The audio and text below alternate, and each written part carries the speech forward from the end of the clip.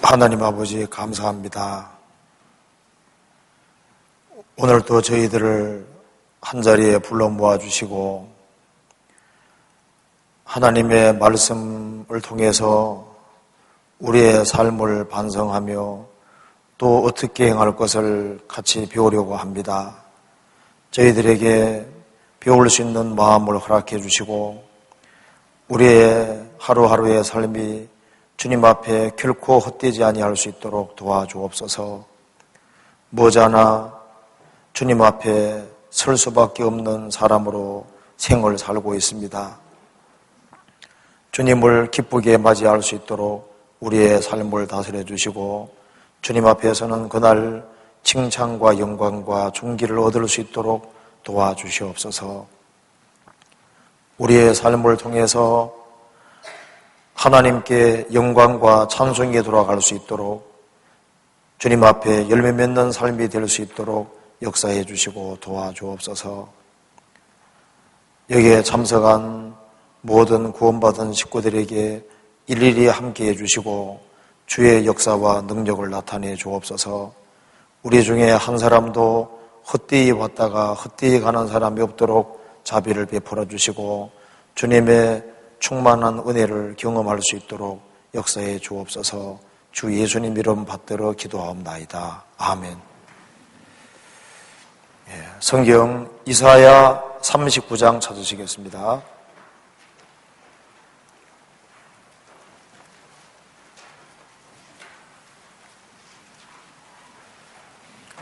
39장 1절부터 제가 읽겠습니다.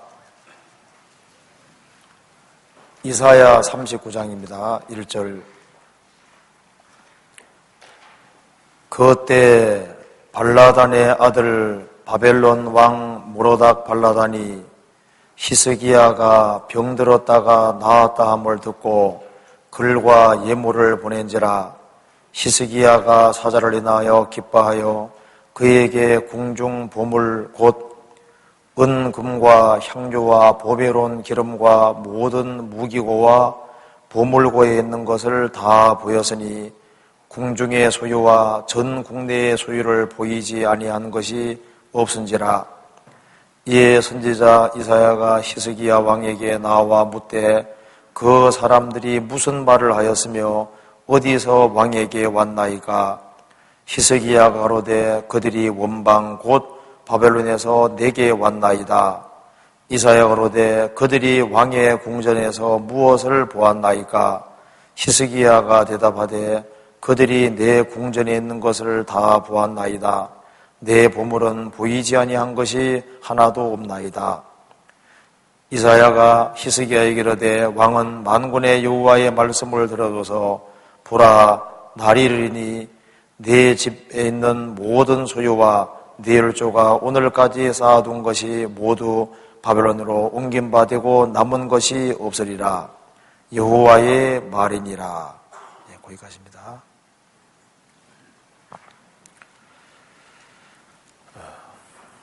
우리가 신앙 생활을 하는 데 있어서 목적을 분명히 하는 것이 꼭 필요하겠습니다. 예수님께서 마태복음에서 이런 말씀하셨습니다. 너희들이 무엇을 하러 광야에 나갔느냐 이렇게 물으셨습니다. 그러면서 바람에 흔들리는 갈대냐 아니면은 화려한 옷을 입은 사람이냐 너희들이 무엇을 하러 광야에 나갔더냐 그렇게 물으셨습니다. 바람에 흔들리는 갈대냐 실제로 바람에 흔들리는 갈대를 보고 세례 요한이 광야에서 외치는 소리를 사람들이 들었습니다. 그런데 뭐 보고 왔냐 물으면은 바람에 흔들리는 갈대가 참 멋있더라. 그 목적이 위배되잖아요. 너희들이 광야에 무엇을 하러 나갔더냐? 화려한 옷을 입은 사람이냐? 세례 요한이 외치는 그 소리를 들으러 갔는데 그게 실컷 보고 온 것은 야 이게 옷 좋게 입은 사람들 많이 있더라. 뭐 그런 사람도 있었던 것 같습니다. 그러면 무엇하러 나갔더냐? 선지자냐? 옳도다. 내가 너희로니 선지자보다 나은 자니라 하면서 세례 요한에 대해 예수님 설명해 주셨습니다. 예수님 당대에 세례 요한을 접촉한 사람들이 세례 요한이 말씀하는 그 말씀에 관심이 없고 이 바람에 흔들리는 갈대 혹은 화려한 옷을 입은 사람, 만일 화려한 옷을 입은 그 사람을 보기를 참으로 원했다면 광야로 갈 것이 아니라 왕궁으로 가야 되는 것이 아니냐. 바람에 흔들리는 갈대를 보기 위해서 세례 요한 앞으로 갈 필요가 없잖아요.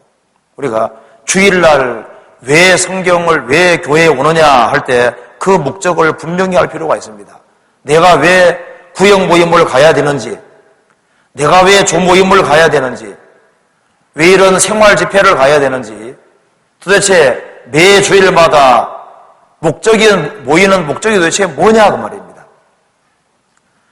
습관적으로 와서 설교 감상하고 돌아가는 이제 그런 것이 된다면 성경 배우는 목적이 아닙니다. 우리 여기에 왔을 때는 뭔가를 얻기 위해서 왔을 겁니다. 우리는 주님을 섬기는 바른 방법을 배우기 위해서 여기에 모여 있는 겁니다.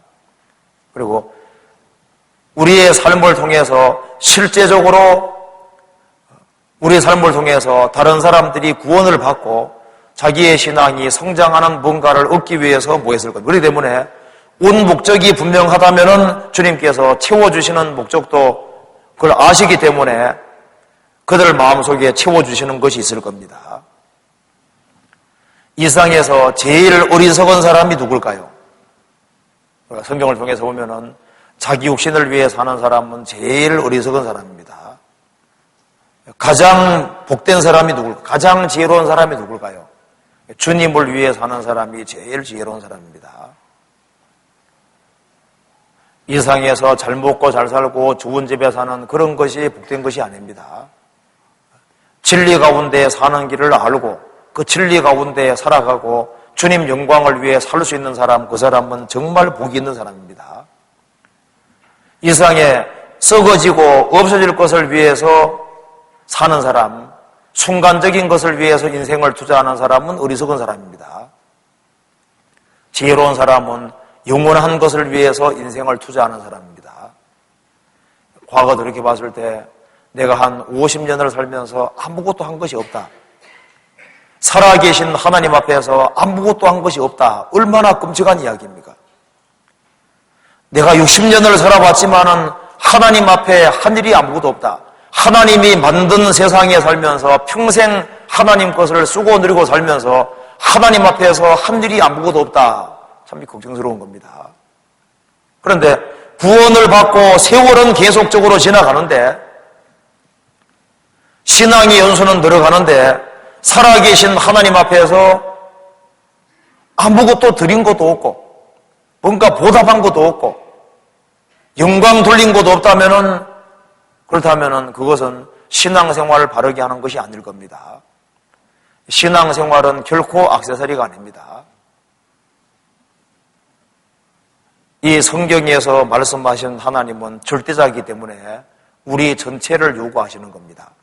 신앙생활을 하려면 바르게 하든지 아니면 그만두든지 확실한 태도를 취하시기 원하시는 겁니다. 너희가 그 둘 사이에서 어느 때까지 머무르느냐? 오늘날 섬길 자를 택하라. 그 말씀대로 인생은 어차피 한번 선택을 해야 됩니다. 내가 어떤 인생의 선택을 하고 살 것이냐, 그걸 진지하게 생각하고 그리고 인생에 한번 결단이 필요한 겁니다. 어떤 인생을 살 거냐? 내가 지금 이대로 그냥 살아갈 거냐? 아니면 신앙생활을 하는 김에 성경과 밀접하게 주님과 운명을 함께하고 이왕 살아보는 김에 신앙적으로 한번 멋지게 살아갈 길을 택할 거냐? 선택할 필요가 있습니다. 그 선택에 따라서 영원한 운명을 될 뿐 아니라 우리를 통해서 많은 사람이 설 수도 있고 망할 수도 있는 겁니다. 우리는 많은 사람의 흥함과 폐함을 위해서 지어져 있는 겁니다. 한 알의 밀알이 죽으면은 많은 열매를 맺는 것이고 한 알 그대로 있으면은 그대로 있는 거예요. 나를 통해서 30명, 60명, 100명이 구원받을 수도 있고, 내가 내 편한 대로 생활함으로써 30명, 60명, 100명이 구원받지 못하고 그냥 이뤄질 수도 있다 그 말입니다. 그렇기 때문에 구원받은 이상은 혼자가 아닙니다. 내가 어떻게 신앙생활하냐에 따라서 내 가족이 살 수도 있고 죽을 수도 있고 주변에 많은 사람들이 흥할 수도 있고 망할 수도 있는 겁니다. 아브라함만 복의 근원이 아닙니다. 구원받은 사람은 복의 근원으로 세상에 존재하는 겁니다. 그래서 이 한 가정에서 한 사람이 구원받았으면 그 사람이 그 가정의 복의 근원이 되는 거예요. 한 동네에서 한 가정이 구원받으면 그 가정이 복의 근원이 되는 겁니다. 한 지역사회에서 교회는 복의 근원입니다. 이 교회에 구원받은 사람이 어떻게 행하냐에 따라서 이 지역의 사람들이 많이 구원받을 수도 있고 이뤄질 수도 있는 특별한 위치에 있는 겁니다. 그래서 우리가 매번마다 성경을 배울 때 진지한 마음을 가지고서 그리고 마음에 어떤 결심을 하고 어떻게 행할 것이냐 그것을 확실하게 주의할 필요가 있겠습니다. 여기에 구약시대 때 하나님께 쓰임받은 사람들이 많이 있는데 그 중에 한 사람이 바로 히스기야 왕입니다. 히스기야 왕은 이스라엘의 아주 위대한 왕에 속했습니다. 이 히스기야 왕이 하나님을 잘 섬긴 왕에 속했습니다. 어느 날 병이 들은 거예요. 죽을 병이 들렸습니다. 하나님 말씀하시기를 자, 너는 죽고 살지 못할 것이다. 너의 집에 유언하라. 나이가 39살밖에 안 됐습니다. 39세밖에 안 된 거예요. 40도 채 못 된 나이에 갑자기 죽게 된 겁니다. 그래서 얼굴을 벽에 대고 하나님께 기도했습니다. 하나님, 제가 지금까지 하나님을 잘 섬기지 않았습니까? 다른 왕들보다 하나님을 잘 섬기려고 노력한 왕이지 않습니까? 제가 이렇게 신앙생활 바르게 하려고 노력한 걸 좀 봐주시고 하나님 조금만 더 살게 도와주십시오. 조금만. 이대로 죽기에는 너무 억울합니다. 이렇게 말하는 겁니다. 그래서 하나님께서 히스기야 눈물을 들으시고 이사야 선지자 보내서 15년을 더 살게 해준다고 하셨습니다. 히스기야는 너무너무 기뻤습니다. 그리고 병들었을 때, 죽게 됐을 때 거기에서 중요한 진리도 깨달았습니다. 거기에서 복음을 깨우친 겁니다. 그리고 자기의 병이 나았고 병이 남다는 증거로 해의 그림자가 10도나 물러나는 엄청난 기적도 체험했습니다. 이사야 38장 1절을 보시겠습니다. 그 즈음에 히스기야가 병들어 죽게 되니 아모스의 아들 선지자 이사야가 나와 그에게로 되 여호와께서 이같이 말씀하시기를 너는 내 집에 유언하라 내가 죽고 살지 못하리라 하셨나이다.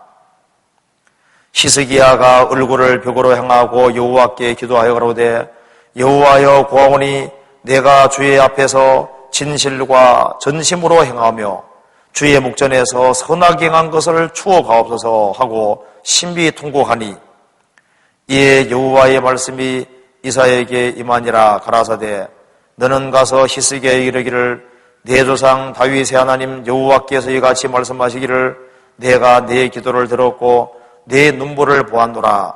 내가 내 수년에 15년을 더하겠고 너와 이 성을 아수르 왕의 손에서 건져내겠고 내가 또 이 성을 보호하리라. 나 여호와가 말한 것을 내게를 증거로 이 징조를 내게 주리라. 보라 아하스의 일령표에 나갔던 해 그림자로 뒤로 10도 물러가게 하리라 하시더니 이에 일령표에 나갔던 해 그림자가 10도를 물러가니라. 이 아하스 왕이 만든 일령표는 계단식 일령표입니다. 그래서 이제 이스라엘 기록에 보면은 히스기야 왕이 앉아 있고 이 대신들이 있는 자리에서 실제로 해시기에서 해 그림자가 10도를 물러갔다고 그랬습니다. 물러갔고 해 그림자가 물러갔다는 것은 태양이 역행한 겁니다. 그런 엄청난 기적이 있었고 병도 나아버린 겁니다. 중국의 고대 기록에 보면은 이 중국의 한 사람이 태양을 잠깐 쳐다봤는데 분명 여기에 있었는데 일로 간 겁니다. 다시 이렇게 오는 걸 보고서 그것을 기록에 남기고 있습니다. 물론 이 사실은 있었던 겁니다.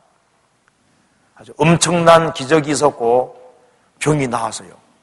히스기야는 병이 나았고 15년 동안 더 살게 됐을 뿐 아니라 그 속에서 바로 죽음 앞에서 중요한 것을 깨우쳤습니다. 바로 구원을 받게 된 겁니다. 15절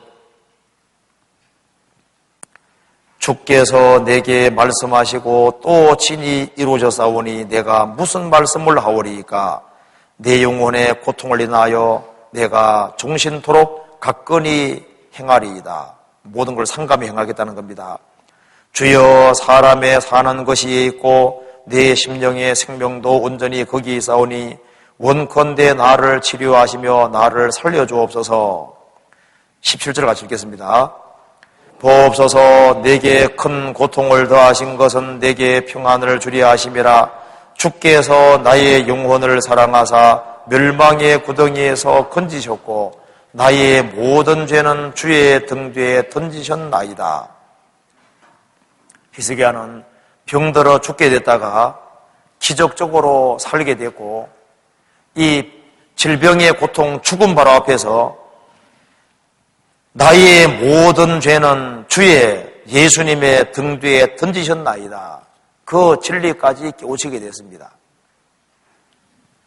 그래서 영혼이 구원까지도 받게 되고 병도 낫게 되고 15년 동안 더 살고 그리고 해의 그림자가 10도 물러가는 엄청난 기적까지 경험한 겁니다. 그래서 주변의 나라들이 히스기야 왕이 중병에 들었으니까 이제 곧 죽을 거다 싶었는데 살아난 거예요. 히스기야가 회복되고 난 이후에 이제 사건이 바로 39장입니다. 39장 1절. 회복되고 난 이후에 저 바벨론, 이스라엘과 바벨론 가는 거리가 엄청 멉니다. 바쁘게 와도, 아무리 바쁘게 와도 보통 한 2달 이상 걸려요. 엄청 먼 거리입니다. 그래서 그때 발라단의 아들 바벨론 왕 무로닥 발라단이 히스기야가 병들었다가 나았다함을 듣고 글과 예물을 보낸지라. 그러니까 이 대신들이 왔으니까 상당한 시간이 소요돼서 왔을 겁니다. 그렇잖아요.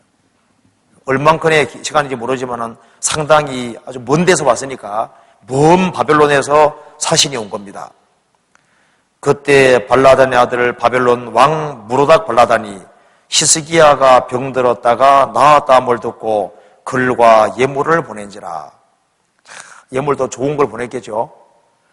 글도 어떻게 보냈을까요? 아주 좋은 제게는 골라서 다 썼을 거 아니에요.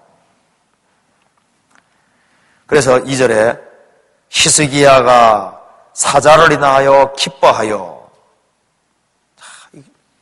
자기 같은 사람을 보러 저 바벨론의 나라 큰 나라에서 사선 읽고 와서 좋은 예물을 가지고 오고 글을 가지고 와서 자기를 위로해주고 하니까 기분이 업된 겁니다. 너무 좋아진 겁니다. 히스기야가 대단히 기뻐했습니다. 기뻐하여 그에게 궁중 보물 곧 은금과 향료와 보배로운 기름과 모든 무기고와 보물고에 있는 것을 다 보였으니 궁중의 소유와 전 국내의 소유를 보이지 아니한 것이 없은지라. 몽땅 다 보여줬습니다. 강까지 주면 안 되거든요. 다 주는 데 다 강까지 다 내주는 식으로 다 내주는 거예요. 다 보여준 겁니다. 이게 뭡니까? 내가 이런 사람입니다. 이걸 보여주는 겁니다. 내가 이렇게 많은 것을 소유하고 있고, 우리 왕의 궁전에는 막 솔로몬 왕 때 쌓아놓은 막 금은보화가 얼마나 많겠어요. 그걸 다 보여준 겁니다. 내가 이만큼 재산이 있고, 이런 권력이 있고, 이런 무기가 있고, 막 자기 좋은 것은 막 몽땅 다 보여준 거예요. 그래서 이사야 선지자가 왔습니다. 3절에 이에 선지자 이사야가 히스기 왕에게 나와 묻되 그 사람들이 무슨 말을 하였으며 어디서 왕에게 왔나이까? 그 사람들이 무슨 말을 하였으며 어디서 왕에게 왔나이까? 이렇게 말해도 히스기야가 못 알아차리는 겁니다. 히스기야가 가로되 그들이 원방 곧 바벨론에서 내게 왔나이다. 내게. 내가 이렇게 대단한 사람입니다. 내게 왔습니다. 그 먼 나라에서 이렇게 내게 왔습니다. 4절에 이사야 가로되 그들이 왕의 궁전에서 무엇을 보았나이까? 히스기야가 대답하되 그들이 내 궁전에 있는 것을 다 보았나이다. 내 보물은 보이지 아니한 것이 하나도 없나이다. 몽땅 다 보여준 겁니다. 히스기야가 이사야가 물었습니다. 그들이 원방에서 당신에게 왔는데 왕의 궁전에서 무엇을 보았습니까? 뭘 봤습니까? 봐야 될 것을 보지 못했습니다. 아, 여기에는 보물이 많구나. 쳐들어가야 되겠구나. 몽땅 뺏어가야 되겠구나. 그 생각만 들게 만들었습니다. 그래서 그 결과 바벨론 나라가 힘을 길러서 제일 먼저 정복해야 될 나라를 이스라엘로 딱 정하는 겁니다. 그래서 이스라엘을 탁해 삼고 바벨론 왕이 쳐들어와서 어떻게 했습니까? 예루살렘 성전 불질러버리고 예루살렘에 있는 모든 보물을 마저 몽땅 가지고 잡아갔잖아요. 이 바벨론으로 하여금 이스라엘을 침공하는 마음을 불러일으킨 장본인이 바로 히스기야입니다. 5절에 이사야가 히스기야에게 이르되 왕은 만군의 여호와의 말씀을 들어줘서 보라 날이 이르니 내 집에 있는 모든 소유와 내 혈조가 오늘까지 쌓아둔 것이 모두 바벨론으로 옮긴 바 되고 남은 것이 없으리라. 여호와의 말이니라. 여기서요, 히스기야가 회복된 후에 먼 나라에서 바벨론 사신이 왔습니다. 히스기야는 그 먼 나라에서 왔을 때 하나님께 물어서야 되는 겁니다. 그들이 어떤 목적으로 왔는지를 물지 않으면 안 되는 겁니다. 히스기야는 환란 때에 물었습니다. 아시리아 대군이 쳐들어왔을 때 어떻게 했습니까? 랍사기의 글을 하나님 면전에 갖다 놓고 하나님 이것 좀 보십시오. 하나님께서 도와주시지 아니하시면 이스라엘 망할 수밖에 없습니다. 환란 때에 하나님께 물었습니다. 그리고 죽을 병이 걸렸을 때도 하나님께 눈물로서 기도하고 하나님께 물었습니다. 그런데 구원까지 받고 병이 낫고 15년 동안 더 사는 그런 허락도 받고 그리고 엄청난 기적까지 태양이 뒤로 물러가는 그런 엄청난 기적까지 경험했으면은 하나님께 대한 감사가 훨씬 커야 될 거 아니에요? 그리고 하나님께 더 알아야 되는데 평탄할 때는 묻지를 않고 자기 생각과 자기 방식대로 행했습니다. 이것이 화근이 됐던 겁니다. 여호수아도 하나님께 항상 묻고 행하다가 기브온 사람들이 곰팡이 나는 그 떡을 가지고 속였을 때 하나님께 묻지 않았습니다. 실제로 보니 자기 눈에 보니까 먼 나라에서 온 것처럼 보입니다. 그래서 그들과 언약을 맺어서 그것이 올무가 됐습니다. 다윗은 항상 하나님께 묻고 행했습니다. 히스기야는 잘 나가다가 이게 막판에 가서 이렇게 되는 거예요. 막판에 가서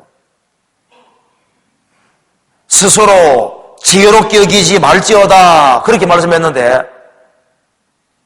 스스로 지혜롭게 여기고 자기 판단을 믿었던 겁니다. 스바 여왕이 먼 나라에서 솔로몬 왕을 만나러 올 때는 목적이 뭐예요? 자기 인생의 어려운 문제라는 건 내가 어디서 왔느냐, 내가 왜 여기에 존재하느냐, 죽음 건너가면 어디로 가느냐, 그 근본적인 문제를 그 구스 대신들이 풀어줄 수 없었습니다. 그래서 인생의 근본 문제를 풀기 위해서 선한 목적으로 솔로몬을 맞으러 온 겁니다. 만나러 온 거예요. 그 어려운 문제는 바로 인생 문제입니다. 인생의 근본 문제 푸는 거예요. 그런데 이 바벨론 사신들이 온 목적은 무엇입니까? 예물을 가져오고 그리고 좋은 글을 가지고 왔지만은 목적은 딴 데 있어요. 목적은 이스라엘을 정탐하러 오기에 가장 절호의 기회가 생긴 겁니다. 이제 바벨론은 나라의 힘을 기르고 정복 작업을 하려고 지금 준비 다 하고 있는 그런 상황이었습니다. 그러니까 하나님께 이들이 왜 왔는지를 묻지 않으면 안 됐던 겁니다. 그런데 환난 때에도 묻고 병들었을 때도 묻고 다 물었는데 평탄하고 잘 돼갈 때는 하나님께 묻지 않았습니다. 그래서 자기 주관과 자기의 생각대로 행함으로 이스라엘이 큰 화를 당할 수 있는 길을 열었습니다. 히스기야는 먼 데서 사신이 왔을 때 기뻐했다고 했습니다. 먼 데서 온 것에 대해서 기뻐하고 예물을 가져온 것에 대해 기뻐하고 자기에 대해서 좋은 얘기해주는 그 글을 보고서 기뻐했습니다. 이것은 성령이 주시는 기쁨이 아니라 세상적인 기쁨이고 육신적인 기쁨이고 그 기쁨으로 만족했던 겁니다. 우리는 세상의 기쁨을 얻기 위해 존재하는 사람들이 아닙니다. 우리는 왜 기뻐하고 있습니까? 히스기야는 마땅히 기뻐할 것은 자기 영혼이 구원받은 것에 대해서 기뻐하고 하나님이 자기를 긍휼히 여기신 것을 기뻐해야 되는 거예요. 진정으로 기뻐할 것이 따로 있는데 육신적인 것 때문에 기뻐하고 있습니다. 자기를 알아주는 것 때문에 기뻐하고 있는 거예요. 그리고 이때는 마음이 상당히 높아져 있습니다. 그래서 자기가 대단한 사람이라는 걸 보여주기 위해서 막 보물고를 다 열어서 보여주는 거예요. 그렇게 해서 거기에서 하나님을 증거할 수 있는 절호의 기회를 완전히 놓쳐버렸습니다. 저희가 병들었다가 나왔고 그리고 해 그림자가 물러갔고 그런 엄청난 이적이 있었으니까 이 하나님을 증거할 수 있는 아주 절호의 기회가 주어진 거잖아요. 그런데 그 절호의 기회에 하나님에 대해서는 전혀 알려주지 못하고 자기 자랑만 실컷 보내버린 겁니다. 그래서 이사야가 말했습니다. 왕의 궁전에서 무엇을 보았나이까? 그렇게 얘기했던 겁니다. 우리가 진정으로 기뻐하는 것은 우리가 구원을 받았기 때문에 기뻐하는 겁니다. 예수를 보지 못하여서나 너희가 사랑하는도다 이제도 보지 못하나 믿고 말할 수 없는 영광스러운 즐거움으로 기뻐하니 믿음의 결국 곧 영혼의 구원을 받으며 우리는 영혼이 구원받은 것 때문에 기뻐합니다. 주님이 나와 함께하기 때문에 기뻐합니다. 그렇지 않습니까? 우리는 구원받은 사람이 신앙생활 잘하는 것을 보고 기뻐하고 구원받지 아니한 사람들이 구원받아가고 구원받은 사람이 서로 사랑하고 하나가 되는 가운데 다른 영혼들 열심히 건지고 주의 영광을 위해 살아가는 그것을 보고 진정으로 기뻐하는 겁니다. 히스기야가 실패하게 된 것은 사람에게 칭찬받고 높임받을 때 그때 얼씨구 난 거예요. 그래서 내리막길을 걷게 된 겁니다. 성경 말씀하기를 칭찬으로 사람을 실현한다고 말씀했습니다. 그래서 칭찬받을 때 조심해야 됩니다. 자기가 드러나게 되고 자기가 잘하는 줄 생각하고 그래서 나중에는 내리막길을 걷게 되는 거예요. 히스기야는 먹든지 마시든지 무엇 하든지 하나님의 영광을 위해 하라고 하나님께서 말씀하셨습니다. 그런데 자기 영광을 구하고 세상 사람들이 주는 달콤한 그런 속삭임 그런 것에 잠깐 미혹이 된 겁니다. 그리고 히스기야 왕이 가지고 있던 보물고의 모든 것은 히스기야 왕 것이 아니었습니다. 그건 하나님이 주신 하나님 것이었습니다. 너희에게 있는 것 중에서 하나님께 받지 않은 것이 무엇이뇨? 내가 받았은즉 어찌하여 받지 아니한 같이 자랑하느뇨? 우리에게 있는 모든 것은 하나님께로부터 온 것이기 때문에 우리가 우리를 드러낼 아무런 이유가 없는 겁니다. 무슨 말을 했습니까? 히스기야는 하나님을 이야기하지를 못했습니다. 여기 이사야 63장 보시겠습니다. 이사야 63장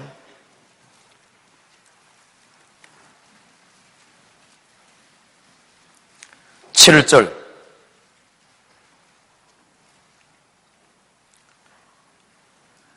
7절 내가 여호와께서 우리에게 베푸신 모든 자비와 그 찬송을 말하며 그 공유를 따라 그 많은 자비를 따라 이스라엘 집에 베푸신 큰 은총을 말하리라. 이사야가 말했습니다. 내가 여호와께서 우리에게 베푸신 모든 자비와 그 찬송을 나는 말할 것이다. 그 긍휼을 따라 그 많은 자비를 따라 이스라엘 집에 베푸신 큰 은총을 나는 말할 것이다.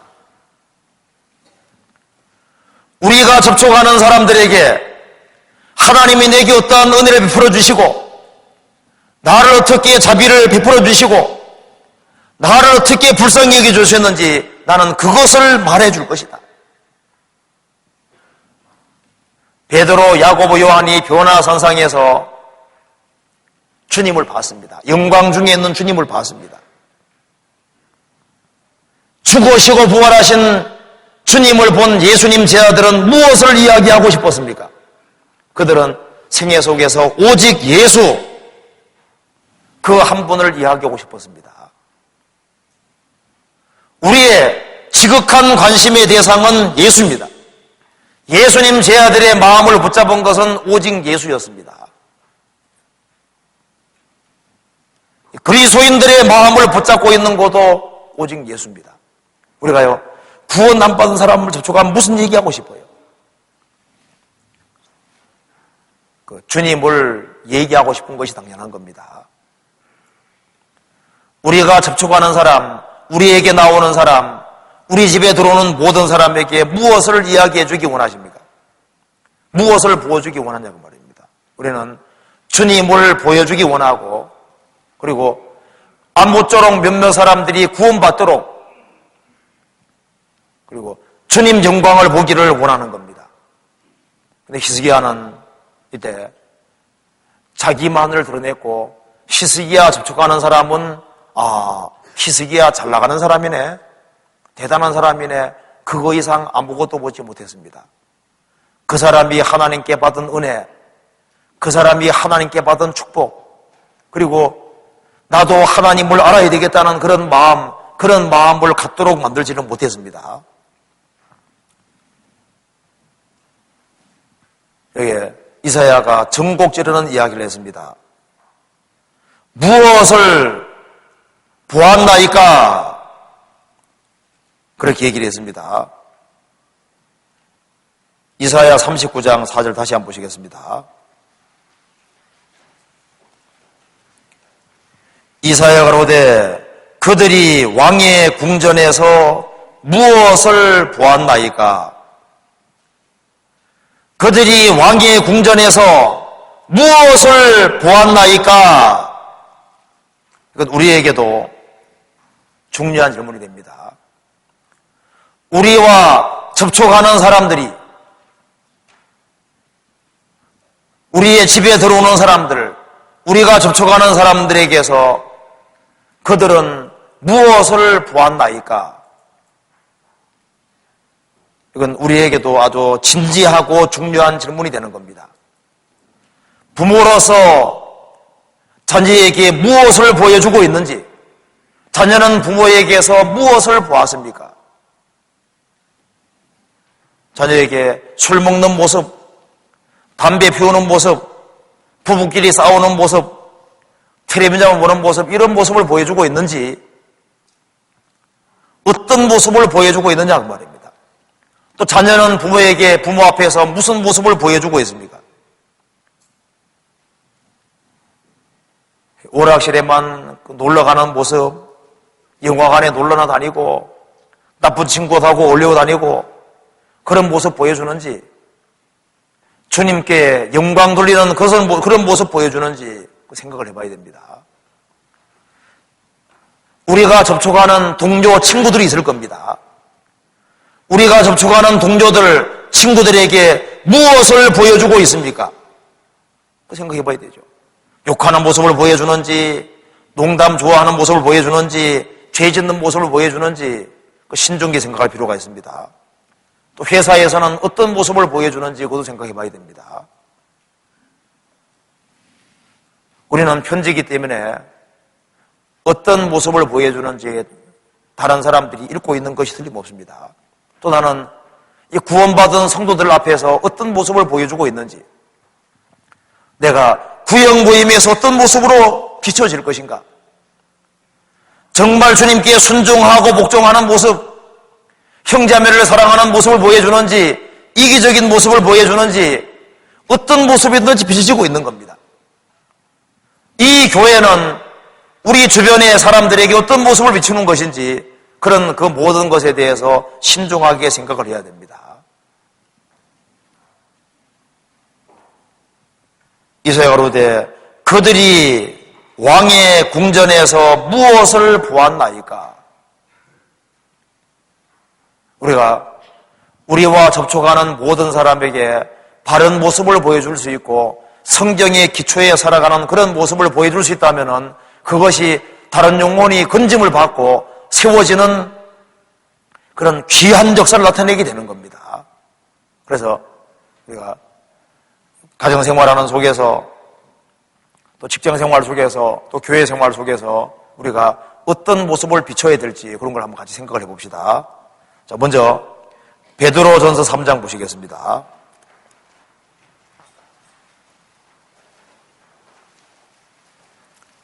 가정에서 아내는 남편과 자녀에게 무슨 모습을 보고 있는지부터 한번 생각해 봅시다. 왕의 궁전에서 무엇을 보았나이까? 가정에서 아내는 남편과 자식에게 무엇인가를 보여주고 있는 겁니다. 매일매일 가장 가까운 사람에게 무엇인가를 보여주고 있는데 나는 무엇을 보여주고 있는지 한번 생각해 봅시다. 베드로전서 3장 1절입니다.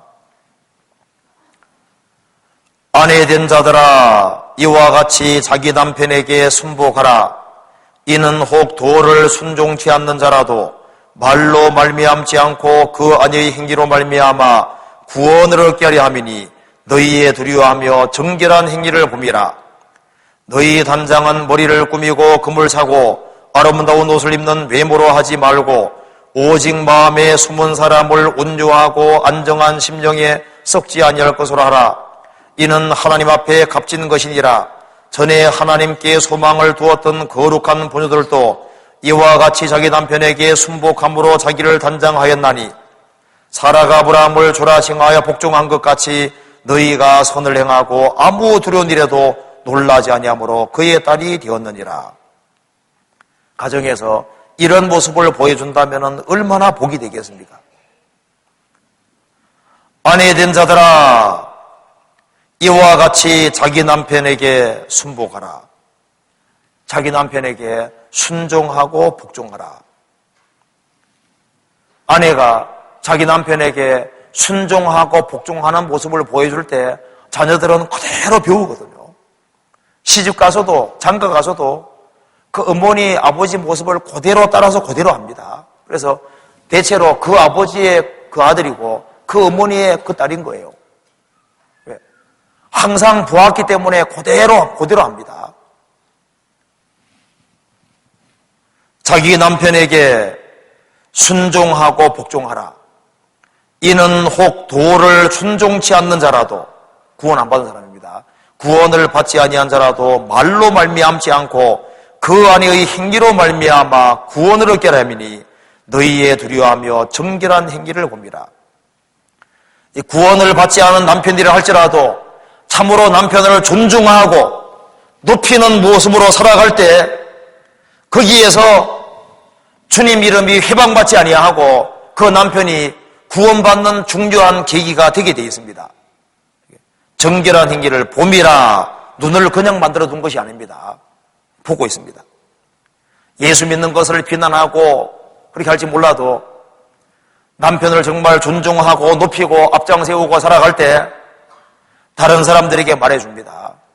예수 믿는 사람 욕하면요 그런 말 하지 말으라고. 내가 보니까 우리 아내는 진짜더라. 그리고 내가 나중에 예수를 믿게 된다면은 우리 아내가 믿는 그 예수를 믿을 거라고 그렇게 말해줍니다. 겉으로는 핍박하지만은 속으로는 그렇지 않은 거예요.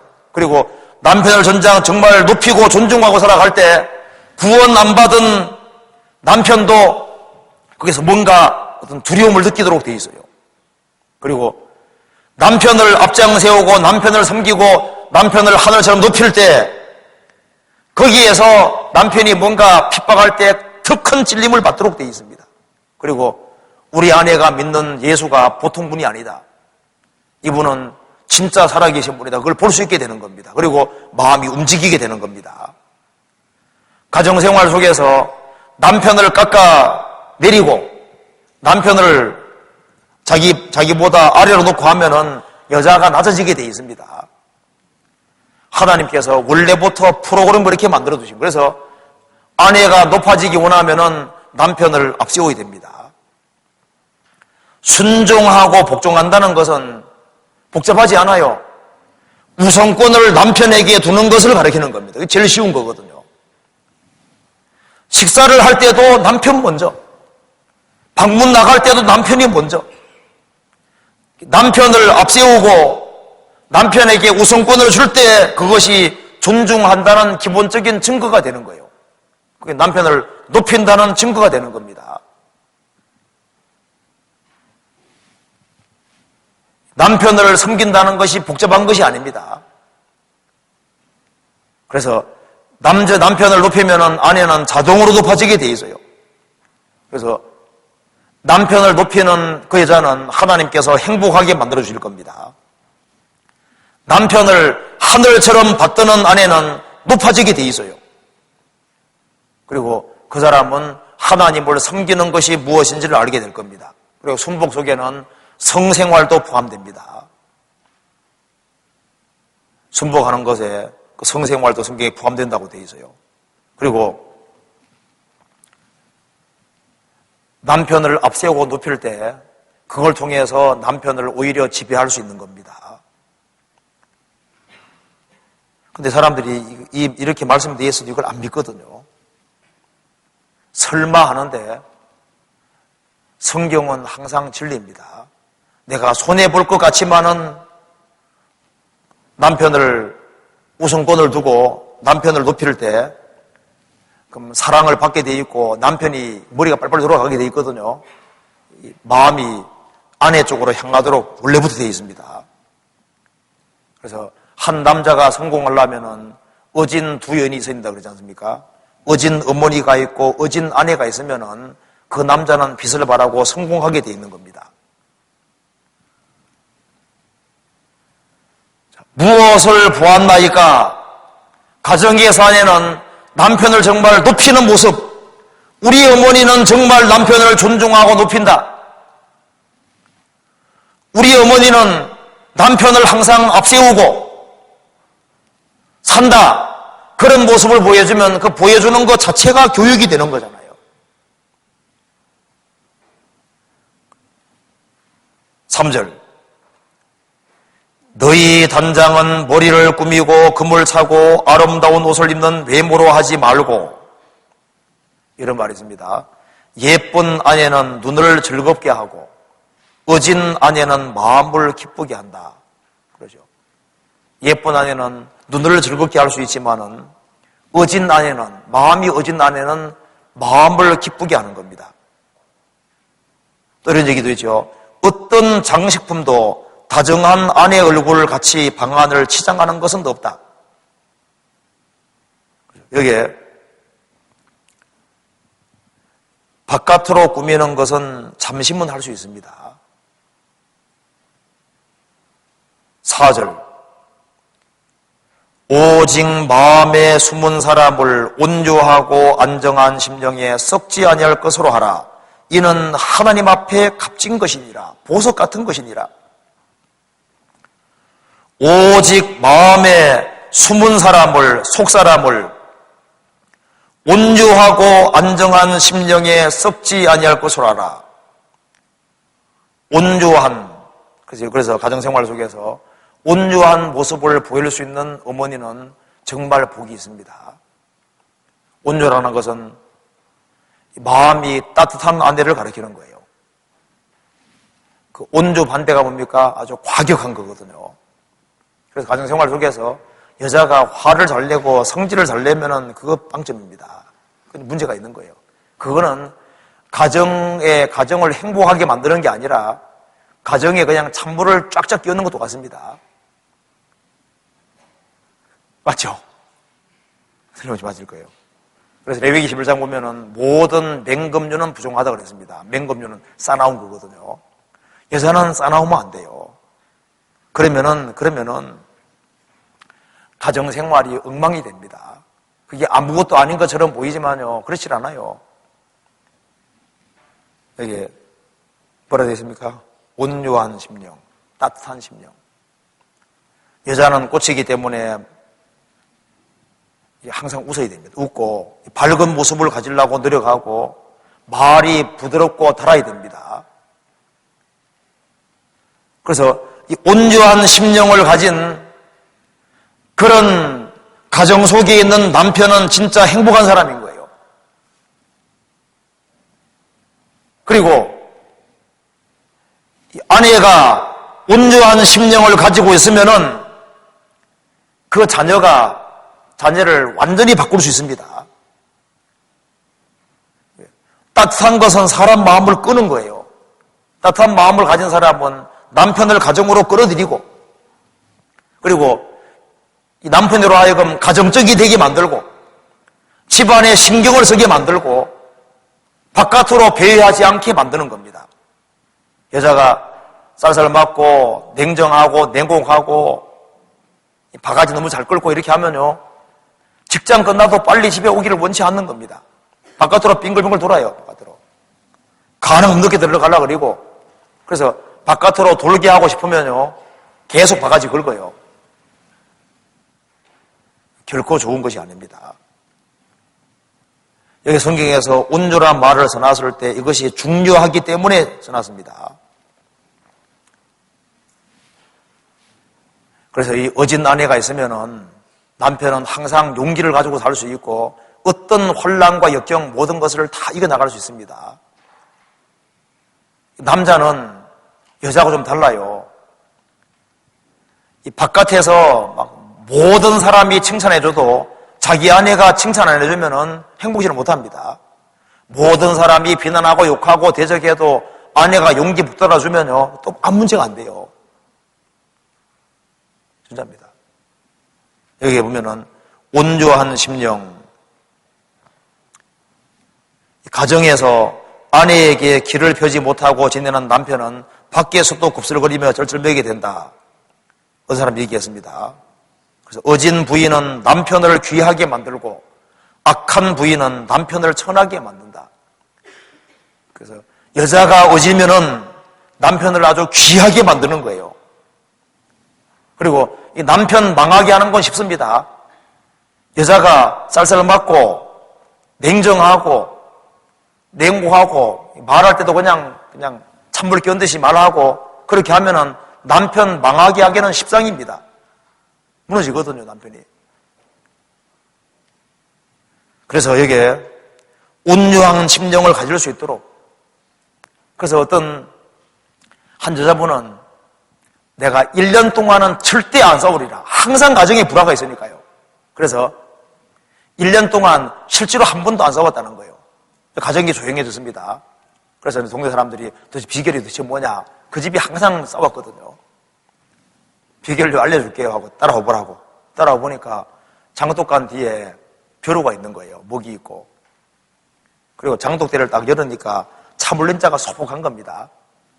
남편이 열받게 할 때마다 당신 잠깐만 하고 밖에 나와서 먹을 가는 거예요. 참는 것이 복이지. 그러고 그다음에 참을지 하나 딱 써가지고 이제 단지 속에 집어넣는 거예요. 그 사이에 마음이 풀립니다. 그리고 밝은 모습으로 또 대해주는 거예요. 그러면 싸우려고 했는데 한쪽에서는 웃으니까 안 싸워지잖아요. 열받게 할 때마다 잠깐만 하고 밖에 나와서 그렇게 해서 세월 지나가니까 이제 한쪽에서 안 싸우니까 다툼이 없어지는 거예요. 그래서 가정이 편안하게 바뀌었다고 하는데 구원을 안 받은 사람도 노력을 합니다. 나는 육신인지는 어쩔 수 없어 이렇게 생각하면 안 됩니다. 그리고 화날 때 화내는 것이 정직한 거요. 정직한 게 아닙니다. 그 참는 자가 성경에 복이 있다고 돼요. 참는 자가. 화가 날 때 화내는 것은 위선이다 아닙니다. 화가 날 때 화를 안 내고 억누르는 그거 자체가 잘하는 것이라고 성경에 되어 있는 거예요. 그리고 자기 잘못에 대해서 핑계를 대면 전혀 발전이 안 됩니다. 그렇잖아요. 그리고 뒤에 오직 마음에 숨은 사람을 온유하고 안정한 심령에 썩지 아니할 것으로 알아. 여기에 안정한 심령은 상황이 요동되지 않는 심령 가리킵니다. 여자는 돕는 배필로 지음받은 겁니다. 그리고 알아야 될 것이 있습니다. 세상을 살아가는 가운데 문제는 생기도록 되어 있기 때문에 결혼식 할 때 낭독문족 이런 게 있죠. 성원 선언 그 속에 부할 때나 가난할 때나 병약할 때나 이런 조건 얘기하지 않습니까? 왜 그 얘기합니까? 결혼하고 살아가는데 문제는 원래부터 생기는 원래부터 갑자기 사고가 생기기도 하고 시댁 문제, 친정 문제, 자식 문제, 남편이 갑자기 정이 잃기도 하고 사업이 부도나기도 하고 문제는 원래부터 생기는 상황이기 때문에 원래부터 오는 것이 오는 거예요. 그렇기 때문에 어려운 일이 올 때일수록 더 안정된 심령을 가지고 그렇게 어렵게 될 때 돕는 배필로 아내가 있는 거예요. 사업에 부도가 났을 때 어려울 때일수록 남편에게 용기를 북돋아 주기 위해서 아내가 있는 겁니다. 도와주기 위해서 도와주기 위해 있는 거예요. 그래서 어려운 상황에 처할 때일수록 더 마음의 믿음을 가지고 용기를 가지고 평온한 심령, 조용한 심령, 놀라지 않는 심령을 가지고 용기를 북돋아 줄 수 있으면은 다툼을 피하면은 그 남자는 성공하도록 되어 있고 그런 믿음을 가진 아내가 있으면은 남편이 성공하도록 되어 있고 또 주님 도와주시는 것이 있습니다. 그래서 어려운 상황에 있을수록 다툼을 피해야 됩니다. 부부가 싸워서 좋을 일이 전혀 없어요. 세월이 지나갈수록 마음의 금만 깊어질 뿐입니다. 그리고 왜 그렇게 자존심을 많이 내세워요? 그럴 필요가 없어요. 잠언 27장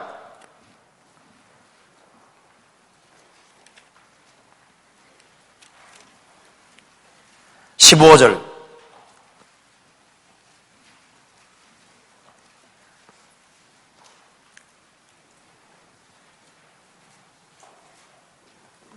다투는 부녀는 비 오는 날에 이어 떨어지는 물방울이라 그를 제어하기가 바람을 제어하는 것 같고 오른손으로 기름을 움키는 것 같으니라.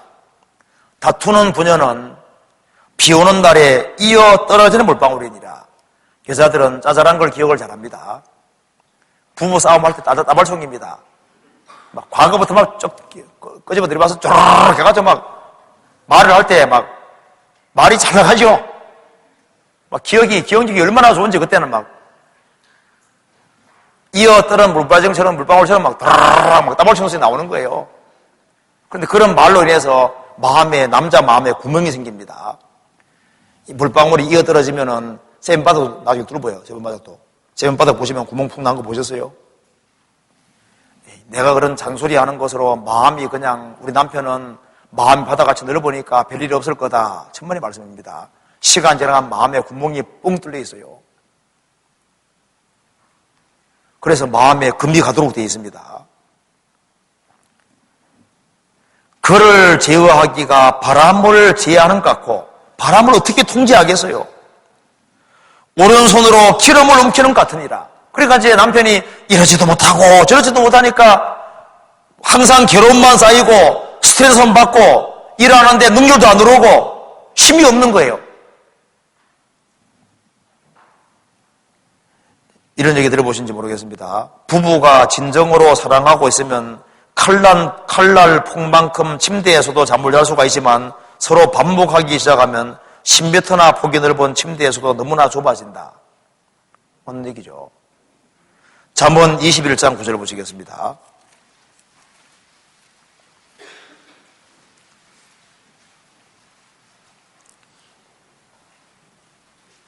9절에 다투는 여인과 함께 큰 집에서 사는 것보다 움박에서 혼자 사는 것이 나으니라. 이것이 틀림없는 사실일 겁니다. 성경은 성령의 감동으로 기록됐기 때문입니다. 그래서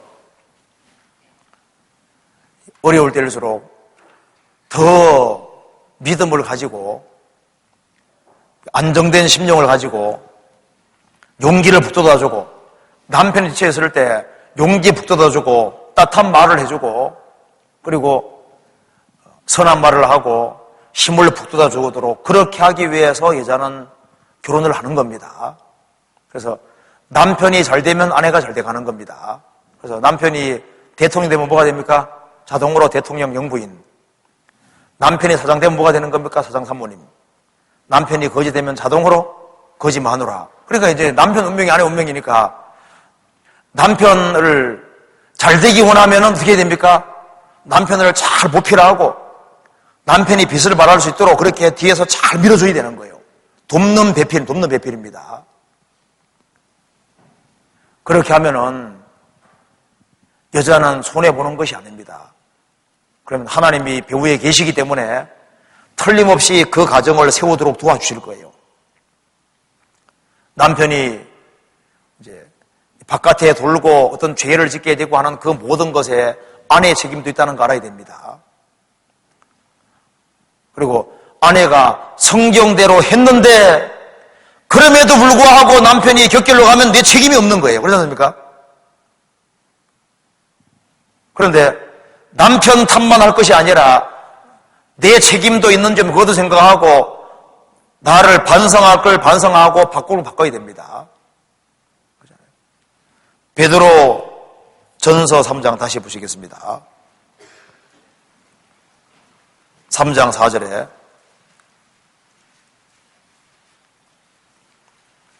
오직 마음에 숨은 사람을 온유하고 안정한 심령에 썩지 아니할 것으로 알아. 이는 하나님 앞에 값진 것이니라. 하나님께서는 남편에게 순종하고 복종하고 남편을 정말 높이는 그것을 하나님께서 아주 보석처럼 귀하게 생각하시는 거예요.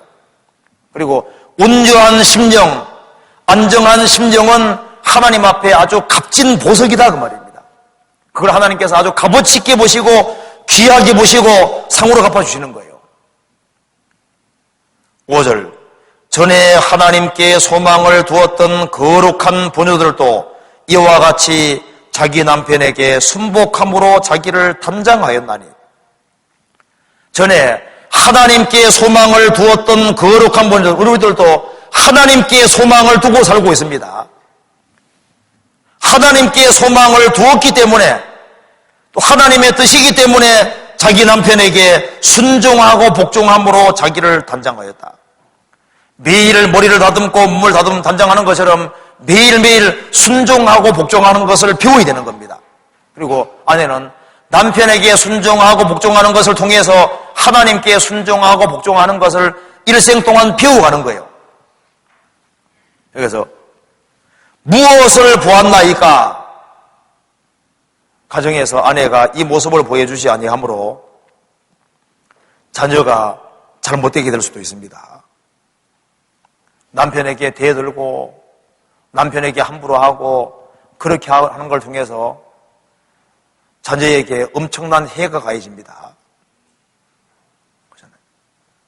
그런데 남편을 정말 앞세우고 따뜻한 마음을 가지고 다툼을 피하고, 그리고 어려울 때일수록 어진 아내가 되고 자기 일을 희생하고 수고하는 그런 모습을 보인다면은 그 남편이 칭찬할 뿐 아니라 마음에서 축복해 주게 될 것이고, 자녀들에게 엄청나게 좋은 영향을 미치고, 그것이 신앙생활을 해야 되는 원리를 자녀에게 가르치게 되는 거지 않습니까? 자녀들은 배운 그대로 합니다. 그래서 이 세 가지를 여기 자매들은 신경을 쓰고 이것을 보여줄 필요가 있습니다. 이것을 마음에 간직하고 이 복잡하지 않은 이 단순한 이것을 실천할 마음을 가지고 하나씩 실천하기 시작하면은 이 실천하는 속에서 가정이 바뀌는 거예요. 나는 남편 출근할 때는 항상 앞에 나와서 인사해야지. 따뜻하게 배웅해줘야지. 그래 하나씩 실천하셔야 되지 않습니까? 하나씩만이라도 실천하면은 가정이 상당히 바뀌도록 되어 있습니다. 내가 남편하고 대화하는 과정 속에서는 절대 내가 다투는 건 피해야지. 그러지 마시고 하나씩만이라도 실행하면 상당히 가정이 바뀌어집니다. 근데 문제는 잊어먹기 때문에 이게 문제가 되지 않습니까?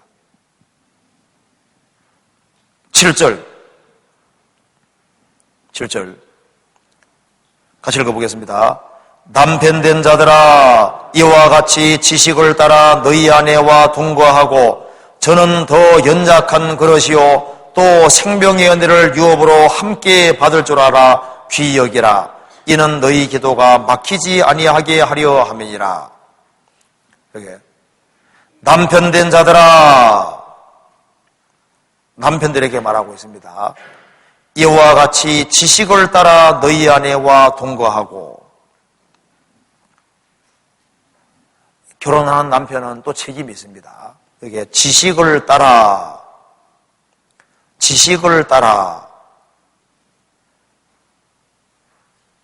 너희 아내와 동거하고. 지식을 따라란 말이 뭐겠습니까? 성경 말씀을 따라. 그러니까 성경을 읽는 남편, 기도하는 남편, 말씀을 지키는 남편 가리키는 겁니다.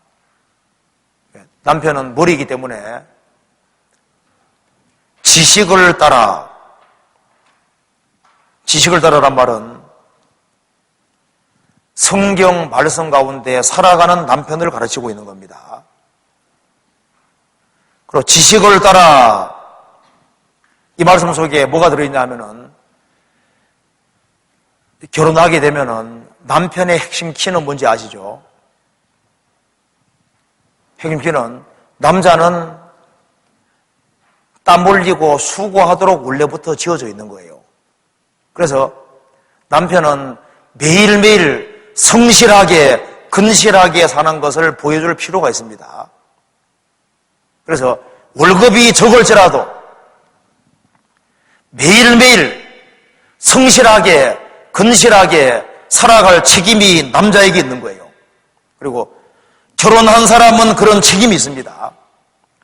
남자는 밖에 나가서 땀을 흘리고 수고해서 처자식을 먹여 살리도록 원래부터 지어진 것이기 때문에요. 그리고 결혼한 사람은 직장을 잃으면은 내가 막노동이라고 해서라도 버려 먹여 살릴 그런 마음가짐을 가지고 결혼해야 됩니다. 그렇잖아요. 그래서 남편 된다는 게 어려운 거예요. 남편이 된다는 것은 그만큼 책임이 다릅니다. 그래서 남편이 되기 위해서는 먼저는 매일매일 성실하게 살아가는 그것은 가정생활에서 핵심 중에 핵심에 속하고, 매일매일 근실하게 성실하게 살아가는 것을 볼 때 거기에서 신뢰가 쌓여가는 거예요. 아내는 남편을 믿고 의지하게 되는 겁니다. 그래서 혹시 사업에 실패하고 부도가 나고 거래에 내앉게 돼도 팔 걷어붙이고 무슨 일이라도 해서라도 막노동을 해서라도 먹여 살릴 그런 마음의 각오를 가지고 생활을 살아갈 때, 또 실제로 그렇게 할 때 거기에서 뭔가 아내가 신뢰를 갖고 끝까지 남편을 기대고 살 수 있게 만드는 겁니다. 그건 가정생활에서 중요한 거예요. 그리고 남편은 희생하도록 원래부터 지어져 있는 겁니다. 사랑한다는 것이, 사랑해준다는 것이 희생하고 수고하는 거예요. 그래서 남자는 원래부터 여자보다 원래 더 힘이 있게 지어졌습니다. 그렇잖아요. 남자는 바깥일을 하도록 원래 지어져 있는 거예요. 가정생활하는 속에서 여기 말한 대로 지식을 따라 너희 아내와 동거하고, 동거라는 것은 같이 더불어 살아가는 것을 말하는 겁니다. 그래서 동거라는 것은 같이 더불어 사는 것이기 때문에 아내와 대화할 수 있는 시간을 가지고, 얘기할 시간을 가지고, 그리고 더불어 사는 이제 그런 것을 연구를 해야 되고 대화거리로 만들고, 그렇기 때문에 남자는 결혼하면 일단 공부를 많이 됩니다. 머리니까 인도를 해가야 되니까 일단은 공부를 하고 앞장서서 뭔가를 생각할 수 있어야 되기 때문에 책도 부지런히 읽고 성경도 부지런히 배우고 그렇게 해서 많은 걸 습득하려고 노력해야 되는 거예요. 결혼하지 않은 사람은 결혼 다릅니다. 결혼한 사람은 머리예요, 머리. 그래서 머리 역할을 하기 위해서 좋은 책을 찾아 읽고, 그리고 대화거리도 찾고, 그리고 같이 이야기할 수 있는 그런 시간도 만들고, 가정을 좀 유쾌하게 만들 수 있는 것도 연구도 하고, 그 생각을 하고 연구를 해야 됩니다. 왜? 남편이기 때문에, 남편이기 때문에. 지식을 따라 너희 아내와 동거하고, 동거라는 것은 같이 더불어 살아가는 거. 하수행 말하는 거 아닙니다. 같이 더불어 살아가는 거 말하는 거예요. 그리고 저는 더 연약한 그릇이요. 그러죠. 여자는 남자보다 훨씬 연약합니다. 체질적으로 원래 연약하게 지어져 있어요. 그렇기 때문에 여자는 남자하고 기질이 완전히 다릅니다. 그래서 깨지기 쉬운 그릇과 똑같은 거예요. 그래서 결혼한 사람은 일단은 무조건 마음이 넓어야 됩니다. 더 연약한 그릇이기 때문에 잘못하면 깨질 수 있기 때문에 부드러운 남편이 되고 너그러운 남편이 될 수 있도록 그 신경 쓰고 노력해야 됩니다. 그리고 과격한 말을 피하는 남편이 되도록 노력해야 됩니다. 그리고 짜증 섞인 말을 한다 할지라도 대받아치지 말고, 그리고 그걸 너그럽게 받아주는 그 넓은 마음이 필요한 거예요. 가정생활 중요한 겁니다. 그리고 이 다툼을 피하기 노력해야 되고, 그리고 이 아내를 이렇게 내가 당했다고 해서 은근히 괴롭히는 그런 것이 없도록 신경을 써야 됩니다. 그리고 미안할 때 미안하다고 말해도 자존심 상하는 거 아닙니다. 미안하다고 말해도 괜찮아요. 나 때문에 고생한다고 말해주는 것도 좋습니다. 그것도 말하기 어려우면 편지 쓸 수도 있고, 서로 불쌍히기란 말이 성경에 나와 있잖아요. 그래서 가정생활을 원만히 하기 위해서는 남자는 일단 성실해야 됩니다. 그리고 독서를, 시간 날 때마다 독서를 하고 생각을 하고 대화할 수 있는 거리도 찾고, 어떻게 하면 가정이 원만하게 될지 그것도 연구도 하고 생각도 해야 됩니다. 왜냐하면 결혼했기 때문에 그걸 생각해야 되는 거잖아요. 그리고 더 연약한 그릇이기 때문에 마음이 넓어야 됩니다. 남자는 마음 좁으면 안 돼요. 그리고 독서를 하고 생각을 많이 하고 마음 넓어집니다. 마음을 확 넓혀요. 그리고 어떤 것이든 아량으로 받아줄 수 있는 마음을 가지고 마음을 넓혀야 되거든요.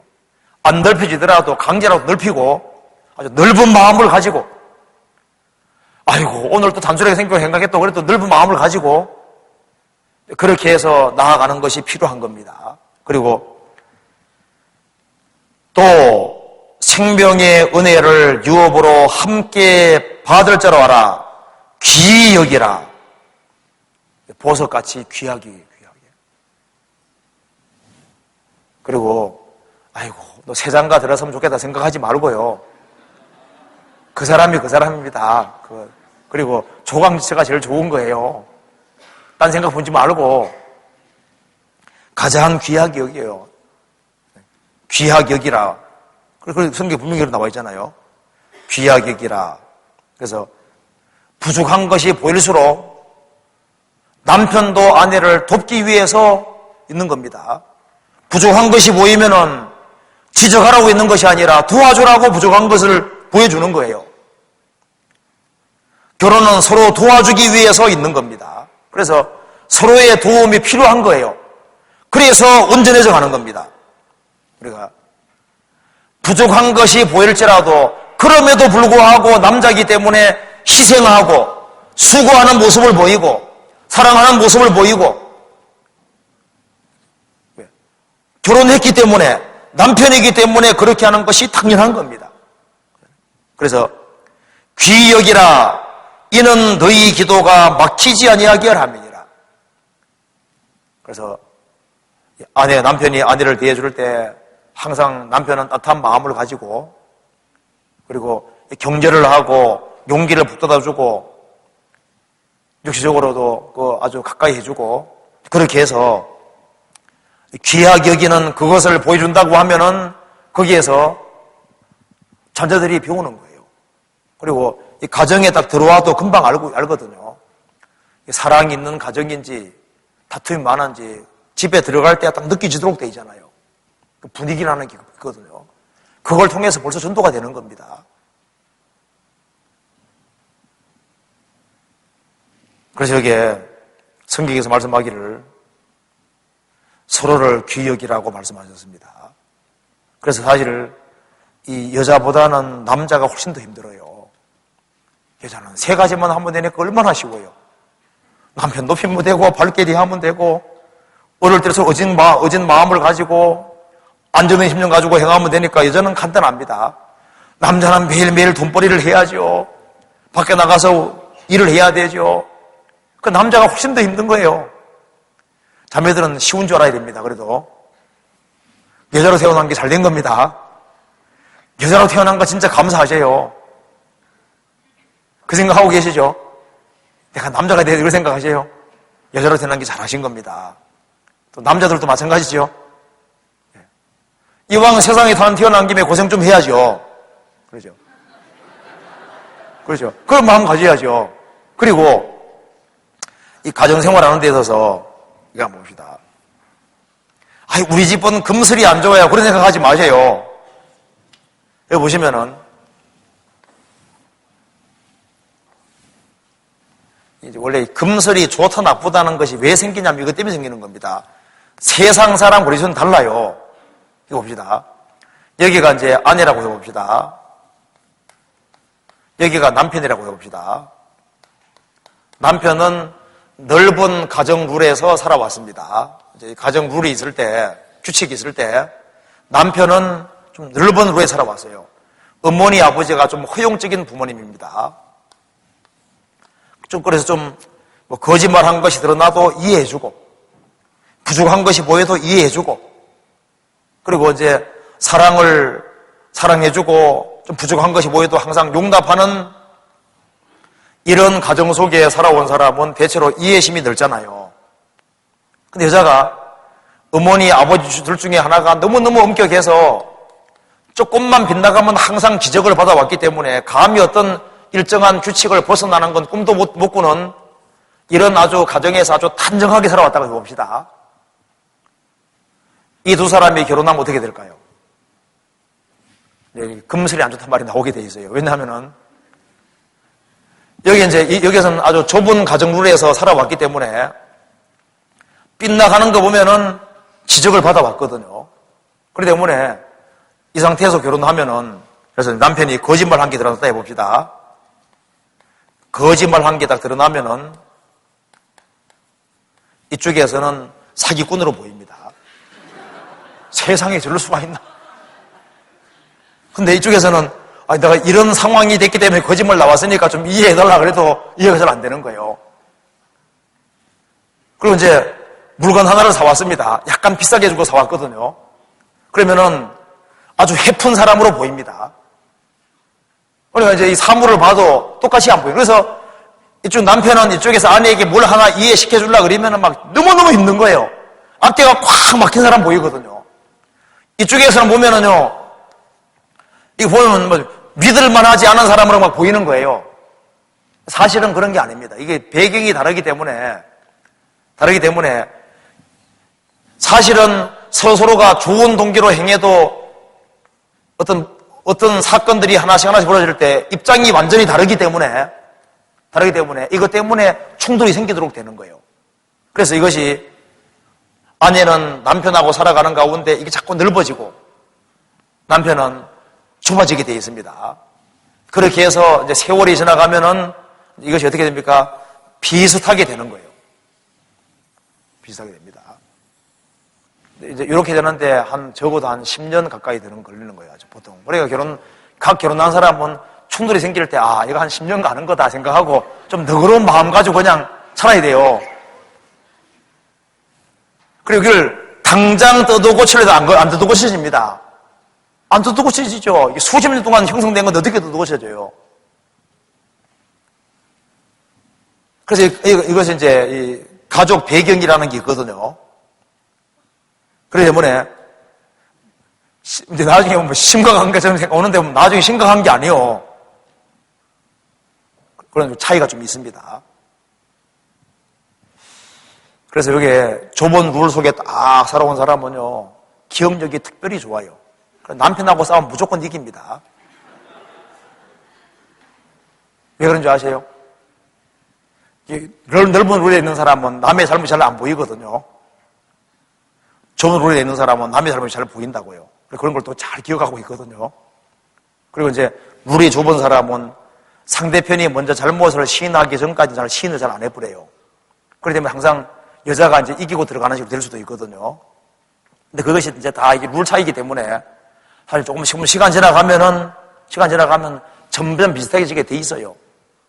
그러니까 이게 충돌이 생기는 것 자체가 두 사람 자신이 무슨 근본적인 문제가 있어서 다툼이 생기는 것보다 이런 배경 차이가 있다는 것을 인식 못하기 때문에 그래서 이걸 조화를 빨리 못 시켜주니까 심각하게 보이는 그런 것도 있습니다. 그래서요, 결혼 생활의 기초는 사랑과 동시에 용서입니다. 용서.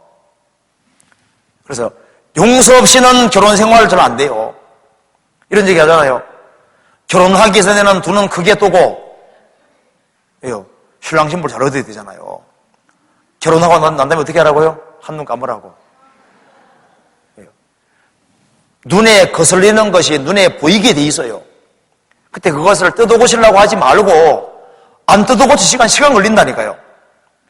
양발 그냥 아무 데 벗어 던지는 거 그거 잔소리를 해서 빨리 바꿔줘요? 잘 안 바꿔집니다. 구두 좀 제발 닦아요. 뭐 좀 해요. 그렇게 할게 하나고도 잘 안 됩니다. 그게 습관이기 때문에. 그래서 이게 뭐 하나 바꿔지는데 시간이 오래 걸리기 때문에 잘 안 바꿔지면은 나라도 해야지 하고 이렇게 생각해야지. 그걸 강제로 뜯어고치려고 하면은 이제 갈등이 깊어질 수 있는 거예요. 그래서 인위적으로 바꾸려고 하지 말고 좀 세월을 두고 좀 기다리고 부족한 것이 보일 때 용서해주고 항상 용서하는 마음을 가지고 행하고 이제 그것이 원만한 가정이 되는데 필요하고 그래서 서로를 불쌍히 생각하고 서로를 용서해주고 이해해주고 그렇게 하는 속에서 이 가정이 발전할 수 있도록 되어 있는 거예요. 가정에서 무엇을 보았나이까 우리는 이것이 우리 신앙생활의 일종의 숙제라고 할 수 있습니다. 숙제라고. 그리고 가정생활이 잘 되고 못 되고가 한 가정을 통해서 많은 사람이 구원받을 수도 있고 많은 사람이 이뤄질 수도 있는 그런 문제가 생기는 겁니다. 그렇잖아요. 그리고 자녀도 부모에게 무엇인가를 보여주고 있습니다. 매일매일 살아가는 가운데 자녀가 부모에게 무엇인가를 보여주고 있습니다. 제가 지역교회에서 이제 우리 공주수양관에서 어떤 어머니 얘기하시더라고요. 제가요, 이번에 하기소양회를 처음 왔는데 우리 아들이 그렇게 말썽장이었다는 거예요. 그런데 아무리 눈 비비고 봐도 이 아들이 바뀌었다는 거예요. 이런 아들이 아니었는데 완전히 바뀌었다는 거예요. 그래서 아들이 정말 바르게 살아가면서 얼마 후에 어머니 하기소양 갑시다 하는데 안 따라올 수 없더래요.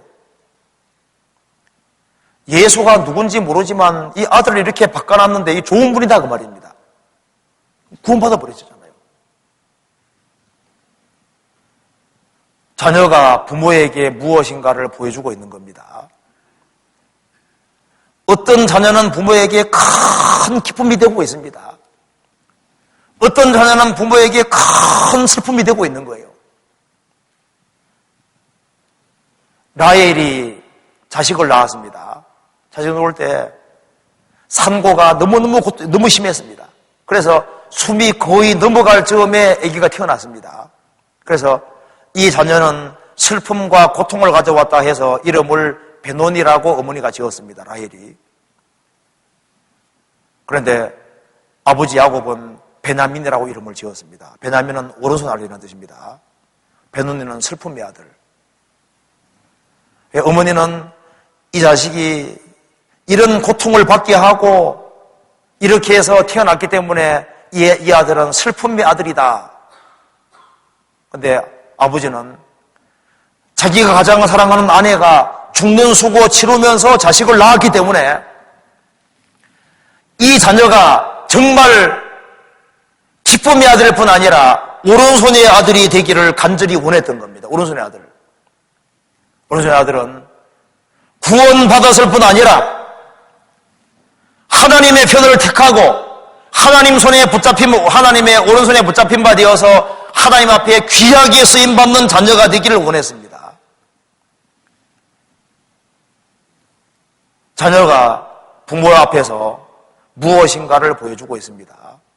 슬픔의 자녀가 될 수도 있고, 그리고 기쁨 드리는 자녀가 될 수도 있고, 오른손의 자녀가 될 수도 있습니다. 자녀는 부모에게 무엇을 보여줘야 되겠습니까? 순종을 보여주는 것이 제일 먼저 중요합니다. 그래서요, 만일 어머니나 아버지가 우리 자식은 정말 부모에게 순종하는 자식입니다, 이런 말을 들을 수 있다면 그 자식이 최고입니다. 어머니 아버지가 우리 자식은 정말 순종하고 분말 거역하는 것이 없습니다, 그렇게 말할 수 있다면 그 자식은 주님 앞에 귀하게 쓰임받게 될 겁니다. 대체로 사람을 알 수 있는 것이요, 목회자가, 목회하는 사람이 이 사람은 진짜 괜찮은 사람입니다, 목회자의 말하고, 또 한 가지는 부모님이 우리 자녀는 정말 순종하는 자녀입니다, 그렇게 말할 수 있다면요, 그건 거의 맞을 거예요. 여기에 자녀가 어떤 모습을 보여주고 있는데 부모에게 순종하는 모습을 보이고 부모를 정말 높이는 모습을 보이면은 그 부모에게 아주 큰 기쁨이 될 뿐 아니라 가정생활 하는데 부모가, 예를 들어서 이제 아버지가 막 말썽을 부리기도 하고 노름을 하기도 하고 온갖 죄를 짓는다 합시다. 그런데 어머니가 봤을 때 이 자녀는 정말 순종하는 자녀입니다. 그러면요, 남편이 아무리 말썽 피운다 할지라도 어머니는 자식 때문에 용기 가지고 살 수도 있습니다. 아세요? 진짜입니다. 그리고 아버지가 함부로 행동하는 게 있다 할지라도 자식이 정말 바르게 행하면은 아버지가 나중에 마음 바꿔지는 수가 얼마든지 있습니다. 자녀가 부모에게 엄청난 영향을 미칩니다. 그거 아세요? 이 자녀에 의해서 부모가 크게 기뻐할 수도 있고 크게 슬퍼할 수도 있어요. 그리고 사회생활 하는 데 있어서도 자녀에 의해서 부모가 훨씬 더 큰 힘을 발휘할 수도 있고 부모 힘을 뺄 수도 있습니다. 교회 안에서도 자녀가 바르게 행하면은 교회 안에서 봉사하는 부모는요, 더 힘있게 봉사할 수 있거든요. 자녀가 바르게 행하지 아니하면 부모가 힘이 없어요. 그래서 이 자녀가 엄청난 힘을 발휘하는 것이 틀림없습니다. 성경 잠언 15장 보시겠습니다.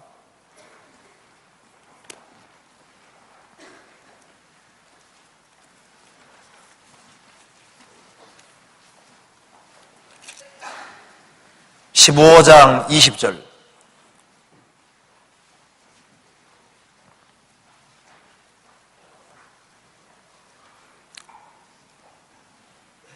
지혜로운 아들은 아비를 즐겁게 하여도 미련한 자는 의미를 업신여기느니라. 지혜로운 아들은 아비를 즐겁게 하여도.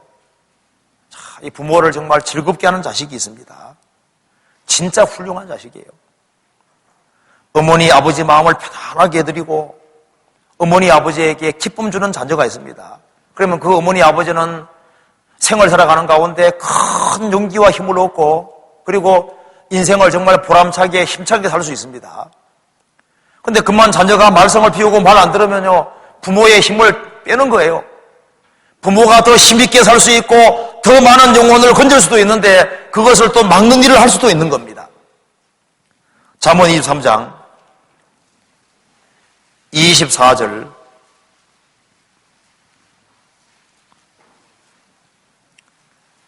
의인의 아비는 크게 즐거울 것이요 지혜로운 자식을 낳은 자는 그를 인하여 즐거울 것이니라.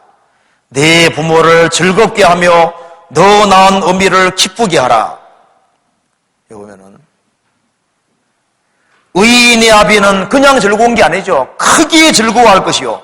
크게 즐거울 것이요.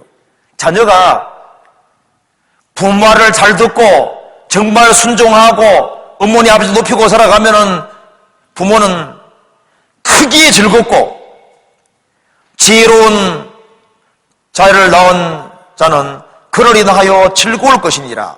내 부모를 즐겁게 하며 너 낳은 어미를 기쁘게 하라. 그죠? 이 어머니 아버지를 기쁘게 하는 자식, 그런 자녀가 될 수 있다면 얼마나 좋겠습니까? 가정에서 자녀가 어떤 모습이든지 비춰주고 있습니다. 어떤 자식은 슬픔의 자식입니다.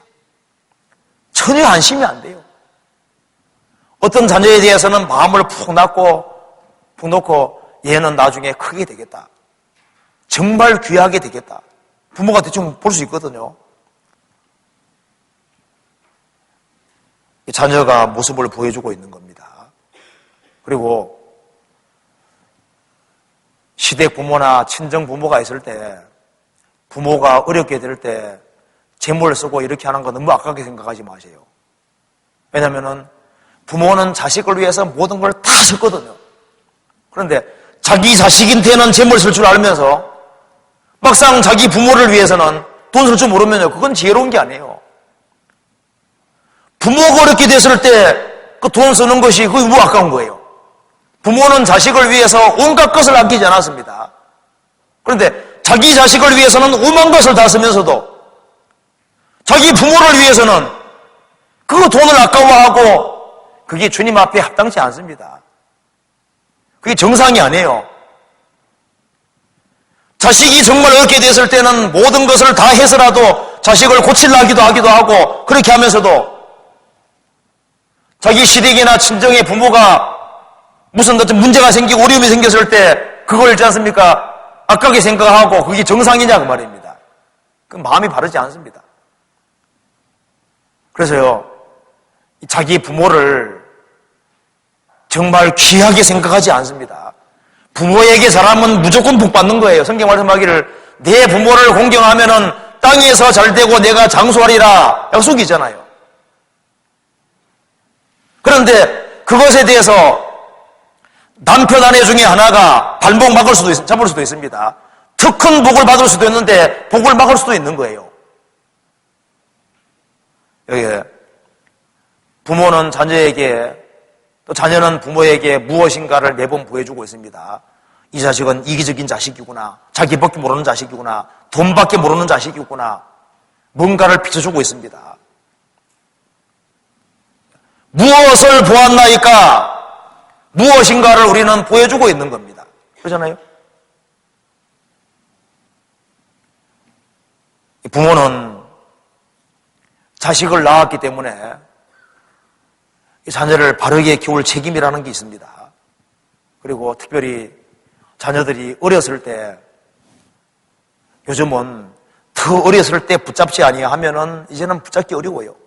세상이 너무 사악해지다 보니까 이 마땅히 행할 길을 아이 가르치는 말씀대로 이 아이 때, 어릴 때 주의 교양과 훈계로 가르치고 그렇게 해서 어릴 때 붙잡지 아니하면은 늦는 수가 생깁니다. 어린 애들은 나무와 비슷하기 때문에 어릴 때 딱 바르게 자랄 수 있도록 만들지 아니하면 나중에는 나무가 구부러지면 바르게 갖다 놓기가 대단히 어렵습니다. 애들은 돌이기 때문에 부서지기 쉬운 돌입니다. 그렇기 때문에 까딱 잘못하면 깨지기 쉬운 거예요. 그렇기 때문에 어릴 때 신경을 쓰고 달란트를 개발시키고 그리고 자녀가 정상적으로 자랄 수 있도록 부모가 신경을 많이 써야 됩니다. 이 가정생활하는 데 있어서 이걸 신경을 쓸 필요가 있겠습니다. 부모는 자녀에게 해야 될 의무가 있는데 낳아주고 기를 의무가 있잖아요. 그 의무입니다. 그리고 교육시킬 의무가 있습니다. 마땅히 행할 길을 아이 가르칠 책임이 있기 때문에 자녀가 잘못되면 부모 책임이 있습니다. 부모가 책임이 있어요. 그렇기 때문에 자녀는 하나님께서 내게 맡긴 기업이기 때문에 자녀가 잘되고 못되고 자체가 주님 앞에 가면은 이게 심각한 문제가 있습니다. 이 자녀를 바르게 키움으로써 이 자녀가 하나님과 사람 앞에 아주 귀하게 쓰임받을 수도 있고 자녀가 잘못됨으로 부모가 주님 앞에 가면 큰 책망을 받을 수 있지 않겠어요? 그래서 마땅히 행할 길을 아이에게 가르치라. 그리하면 늙어도 그것을 떠나지 아니하리라. 그리고 특별히 남자를 키우는 부모들은 자녀가 신앙생활뿐 아니라 바깥에서도 살아야 되기 때문에 여자는 좀 덜합니다. 남자는 사회생활도 해야 되기 때문에 이 사회에서 적응도 잘할 수 있도록 그것도 신경 써야 되거든요. 물론 딸도 마찬가지입니다. 그래서 우리는 세상에서 적은 월급을 받더라도 정말 정직하게 사는 자녀 그리고 하나님께 영광 돌리는 그런 자녀를 만들도록 신경 써야 됩니다. 만일 애들에게 세상적인 것은 많이 가르쳤는데 신앙적인 것을 제대로 집어넣지 않아서 나중에 머리가 커지고 격결로 갈 때 그때는 늦습니다. 이걸 적절하게 조화를 잘 이루어서 신앙도 튼튼하도록 사회에서 적응을 해서 세상에 빛이 될 수 있도록 그리고 자녀에게는 너는 하나님의 것이라는 그 인식을 항상 가질 수 있도록 너는 하나님의 사람이고 하나님 영광을 위해 살아야 된다는 것을 심어줘야 되는데 그 제일 쉬운 길이 부모가 살아가는 모습을 보여주는 겁니다. 그게 제일 좋은 거거든요. 왜? 부모 그대로 따라하게 돼 있어요. 그리고 자녀는 잘할 때 그 칭찬해 줄 의무가 있습니다. 자녀가 잘할 때 그냥 보아 넘기지 말고 잘한 것에 대해서는 잘했다고 자꾸 칭찬해 주는 게 필요합니다. 칭찬하는 것도 의무거든요. 하기 싫어도 잘한 것이 보이면 잘했다고 자꾸 칭찬해 주면은 애들은 이것은 부모가 칭찬해 주면 좋은 것인 줄 알기 때문에 그쪽으로 하려고 하도록 돼 있습니다. 그리고 부모는 자녀를 사랑해 줄 의무가 있습니다. 그리고 자녀는 우리 아버지 어머니는 나를 사랑하고 있다는 걸 느낄 수 있도록 만들어줄 필요가 있습니다. 그리고 사랑한다는 걸 느끼게 해주는 그 속에서 책망을 하고 훈계할 때 그것이 들어가게 되는 겁니다. 그리고 또 한 가지는 애들이 심리적으로 약간 왜곡되어 있는 사람이 있을 수 있습니다. 그리고 심령이 다른 사람보다 좀 약한 경우가 있어요. 그런 애들을 또 과도하게 꾸중하고 이렇게 하면은 또 약간 심리적으로 안 좋게 될 수도 있기 때문에 애들 상태를 잘 살펴봐가지고 적절하게 훈계해서 훈계하는 그 목적은 잘되게 하기 위한 목적으로 훈계하는 거니까 적절하게 훈계하고 지도할 수 있도록 신경 써야 될 겁니다. 참 이 가정생활이 참 어렵고 이 자녀를 바르게 키운다는 건 참 이거 쉽지 않은 것 같아요. 부모는 자녀를 반드시 구원의 길로 인도해야 됩니다. 만일 그 자녀가 구원받지 못하고 죽음을 건너가면은 그것은 죄 중에서 얼마나 큰 죄가 되겠어요. 다윗은 자기 아들 압살롬이 전쟁터에서 서로 싸우게 됐을 때 백성들에게 말했습니다. 절대 우리 아들을 죽이지 말라고 했습니다. 왜 죽이지 말아 했을까요? 그 영혼이 걱정되기 때문에 영혼이. 저 애를 죽이면은 전세로 죽으면은 하나님에 대한 신앙이 확실하지 않기 때문에 지옥 갈 거라는 두려움이 있었습니다. 그래서 이 자녀가 혹시라도 포로라도 잡아오면은 나중에 회개하고 구원받지 않을까 싶어서 죽이지 말라고 했던 겁니다. 그런데 압살롬은 전쟁에서 결국은 죽었습니다. 그때 다윗이 어떻게 했습니까? 내 아들 압살롬아, 내 아들 압살롬아, 차라리 내가 죽었으면 좋았을 텐데. 통곡을 하는 거예요.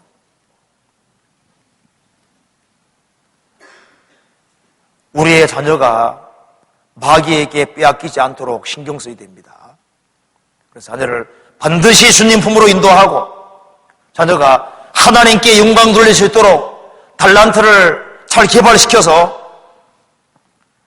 세상적으로 훌륭하게 만들 것이 아니라 신앙생활을 바르게 하면서 정말 하나님께 쓰임받을 수 있는 그런 자녀가 될 수 있고 세상에서 근실하고 성실하게 살면서 영광을 돌릴 수 있는 그런 사람이 되도록 이건 연구를 하고 생각을 해야 됩니다. 그리고 절대 바깥에서 화가 난다고 해서 자녀에게 화풀이 하지 말고 심심하면 그 애들에게 분풀이 하지 말고 그렇게 하면 나중에 다치는 수가 생깁니다. 나중에 심령이 크게 상할 뿐 아니라 잘못되는 수가 생길 수도 있어요. 그렇기 때문에 특별히 말하는 것을 조심해야 됩니다. 이 말 자체가 가정을 세우고 허무는 대표적인 것이 뭐예요? 그 말입니다. 자녀를 살리는 것도 말이고 죽이는 것도 말인 경우가 많거든요. 자, 왜 그런지를 한번 봐봐요. 성경이 이렇게 말하고 있잖아요. 대저 그 사람이 생각이 없다 하면 그 위인도 그러하다. 성경에서 생각 이퀄 그 사람, 거의 그 사람 자신으로 얘기했습니다. 그래서 그 생각을 보면은 그 사람을 알 수 있다 그 말입니다. 그래서 생각이 바른 사람은 어떤 사람입니까? 바른 사람인 거예요. 생각이 왜곡된 사람은 그 왜곡된 사람입니다. 생각이 건전한 사람은 건전한 사람인 거예요. 그러니까 그 생각 보면 그 사람을 알 수 있는 겁니다. 그래서 자나 깨나 영의 일을 생각하고 주님 영광 위에 사는 사람은 그 신령한 사람인 거예요. 자나 깨나 눈에 보이는 것만 추구하고 눈에 보이는 것만 생각하는 사람은 그건 땅에 속한 사람이 되는 거지 않습니까? 생각이 바로 그 사람을 잘 드러내주고 있습니다. 그 생각이 표현되는 방법 중에 대표적인 것이 뭡니까? 말과 행동입니다. 그런데 사람이 영향을 받는 것 중에서 행동으로도 영향을 받지만은 말로도 영향을 받습니다. 말은 영혼에서 나오기 때문입니다. 짐승은 말 못하거든요. 말은 영혼에서 나오기 때문에 이 말이 나올 때 사람은 영혼 가지고 있기 때문에 이 말이 영혼을 건드리게 되는 것이 생깁니다. 그래서 이 말이 가정을 부술 수도 있고 세울 수도 있고 왜냐하면 말은 영혼의 표현이기 때문에 그런 거예요. 그래서 우리가 말을 할 때 가정에서도 이 자녀에 대해서 자녀가 만만하게 보인다고 해서 자녀에게 대해서 함부로 말을 함부로 해버리고 그렇게 해서 애들 마음도 그냥 기분 나쁘다 해서 확 긁어버리고 이렇게 하지 않습니까? 나중에 시간 지나가면 애들 마음에 멍이 들어 있습니다. 나중에 애들이 이상하게 됩니다. 거기에 대한 책임이 있는 거예요. 그래서 이 말을 할 때 이 가정을 세우는 것도 말의 영향이 크고 허무는 것도 말의 영향이 크고 이 자녀를 대하는 데 있어서도 주님께 기도하는 가운데 어떤 말을 해야 될지 그걸 잘 생각을 해서 그 말에 의해서 엄청난 영향을 받는 것이 사실인 겁니다. 그래서 듣기는 속히 하고 말하기는 더디하라고 했습니다. 이 말은 이 혀는 불과 비슷합니다. 이 조그만한 불이 많은 나무를 태우는 것처럼 이 조그만한 혀가 내 인생을 다 더럽힐 수도 있고 이 조그만한 혀가 산을 태우는 정도가 아니라 이 말 하나가 국가를 망하게 할 수도 있고 이 말 하나 때문에 가정이 무너지기도 하고 세워지기도 하고 말 하나 때문에 애들이 죽기도 하고 살기도 하고 그런 심각한 문제가 있는 거예요.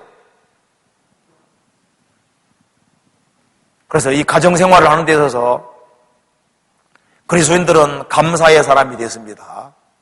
그래서 감사의 사람이 된 사람들은 입에서 감사의 말이 나오게 될 겁니다. 그리고 온유한 마음이 있는 사람은 마음에서 온유한 말이 나올 거 아니에요. 그래서 과격한 말이 나오면 그 사람이 과격한 사람이라는 증거입니다. 그래서 그 말은 그 사람을 상당히 많이 표현하고 있습니다. 성경이 말씀하기를 너가 말할 때 실수로 하지 말라고 되어 있습니다. 없는 것은 나오지 않아요. 어느 구석에선가 뭔가 있기 때문에 나오니까 그 말할 때 그걸 조심하라고 되어 있습니다. 그리고 또 한 가지는 이런 것이 있습니다. 이 다툼 속에서 나오는 말은 그냥 넘어가 버려요. 다투는 속에서 어떤 감정이 상해가지고 나오는 말은 일단 당하는 사람 쪽에서는 무조건 넘어가야지 그걸 딱 받아서 마음속에 집어넣지 말아요. 성경이 말하기를 소망이 끊어진 자의 말은 바람 같으니라고 했습니다. 소망이 끊어져서 너무 큰 고통 속에서 말이 튀어나올 때 그것은 넘겨버려야지 그 말을 마음에 붙잡고 그걸 뒤집으면 안 된다고 말입니다. 어떤 남편이 말합니다. 이혼해. 너무 열받아서 그런 말 한다 합시다. 그게 홧김에 한 말이면 그냥 넘어가 버려야 되는 거예요. 그런데 하루 종일 이혼해 그걸 딱 마음속에 집어넣습니다. 이 남편이 마음이 변해부터 시작해서 막 별 생각을 다 하는 겁니다. 왜 성경을 묵상하지 아니하고 왜 그런 말을 묵상해요? 밤새도록 그 말을 묵상하거든요. 그거 집어넣으니 그건 넘겨버려야 됩니다. 그래서 마음에 방패를 치고 일단은 감정 섞인 말이 나올 때 그걸 받아 넘길 수 있도록 하지 않습니까? 그걸 심각하게 받아들이지 말고 있지 않습니까? 홧김에 하는 얘기 이런 건 다 받아 넘겨버려요. 그런 거 묵상할 필요 없습니다. 묵상하지 말고 주야로 하나님 말씀을 묵상하는 사람, 그런 사람 될 필요가 있습니다. 어느 사람은 원수의 말을 되씹어요. 그러면 안 됩니다. 그럴 필요가 없어요. 자, 이 가정의 소리가 무엇인가를 보여주고 있습니다. 그리고 이걸 기억할 필요가 있습니다. 그 어머니의 거의 그 딸이 됩니다. 그리고 그 딸을 보면은 자기 모습이라 생각하면 틀림없어요. 그 아버지의 그 아들을 보면 그 아버지가 그렇다고 생각해야 됩니다. 그게 거의 반영이 되는 거예요. 그리고 우리가 교회 안에서도 마찬가지입니다. 교회 안에서도 무엇인가를 보여주고 있습니다. 내가 교회 안에서 나를 어떤 모습으로 보고 있을까? 그 생각해 봐야 됩니다. 우리는 주님 앞에서 일종의 편지로 있는 겁니다. 교회 안에서 정말 개인주의로 사는 모습을 보여주는지, 정말 저 사람은 이기적이다, 개인적이다, 그런 모습을 보여주는지, 어떤 사람은 정말 교회 일에 협력하고 같이 연합하고 같이 희생하고 수고하는 모습을 보여주는지, 성령이 하나 되게 하신 것을 힘써 지키는 모습을 보여주는지, 아니면 하나 된 것을 깨는 모습을 보여주는지, 어떤 모습인지 보여주고 있습니다. 희생하는 모습을 보여주는지, 이기적인 모습을 보여주는지, 어떤 모습이든 보여주고 있습니다. 내가 죽도록 충성하는 모습을 보여주는지, 아니면은 자기를 위해 사는 모습을 보여주는지, 주의 일에 힘쓰는지, 주의 일을 우선하는지, 자기만 위해 살아가는지 무엇인가를 보여주고 있습니다. 우리가 구역 모임 속에서도 무엇인가를 보여주고 있는 겁니다. 종모임 속에서도 어떤 모습이든 보여주고 있는 겁니다. 청년회 안에서도 마찬가지거든요. 성경이 말씀하기를 느헤미야는 왕을 크게 두려워했다고 했습니다. 왕을 두려워하는 사람도 있고 크게 두려워하는 자도 있고 더 크게 두려워하는 자도 있습니다. 세상에는 마음의 깊이는 끝이 없습니다. 마음은 얼마든지 깊어질 수 있는 것이 사람 마음입니다. 사랑도 깊이가 다르거든요. 깊이가. 야곱은 라헬을 사랑하는 거로 7년을 수일같이 여겼더라. 사랑이 깊어질 때 그 사랑의 깊이가 사람마다 다릅니다. 부모가 자녀를 사랑한다 할 때 그 사랑의 깊이는 부모마다 차이가 납니다. 왕을 두려워한다 했을 때 두려워하는 것도 깊이가 얼마 차이 납니다. 충성하는 것도 죽도록이라 해도 사람마다 차이가 나는 거예요. 왜냐하면 마음이 관련될 때는 깊이는 하나님만 아시는 거예요. 성경 로마 10장 보면은 누구는 주 안에서 수고했다. 누구는 주 안에서 많이 수고했다. 누구는 주 안에서 많이 수고하고 사랑했다. 수고하는 사람도 있고 많이 수고하는 사람도 있고 많이 수고하면서 정말 더 사랑하는 사람도 있다 그 말입니다. 그렇죠?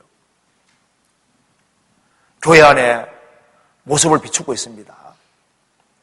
우리 어떤 사람은 떠올릴 때 저 사람은 정말 주 안에서 정말 주님을 위해서 열심히 살고, 또 어떤 경우는 가정적으로 너무 어려움에도 불구하고 항상 기쁘게 살아가는 것을 보여주는 사람도 있고,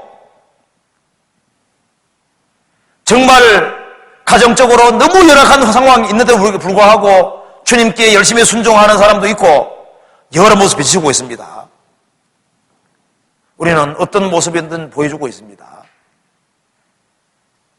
교회 안에서 무엇을 보여주고 있는지 생각해 봐야 됩니다. 우리가 세상 사람들 앞에서도 바르게 행하는 것이 필요한 동시에 교회는 주님의 몸이고 교회 안에 주님 역사하시기 때문에 주 안에서 귀하게 쓰임받는 것은 아주 중요한 겁니다. 내가 문지기로 있더라도 하나님의 집에 문지기로 있는 게 훨씬 좋은 거예요.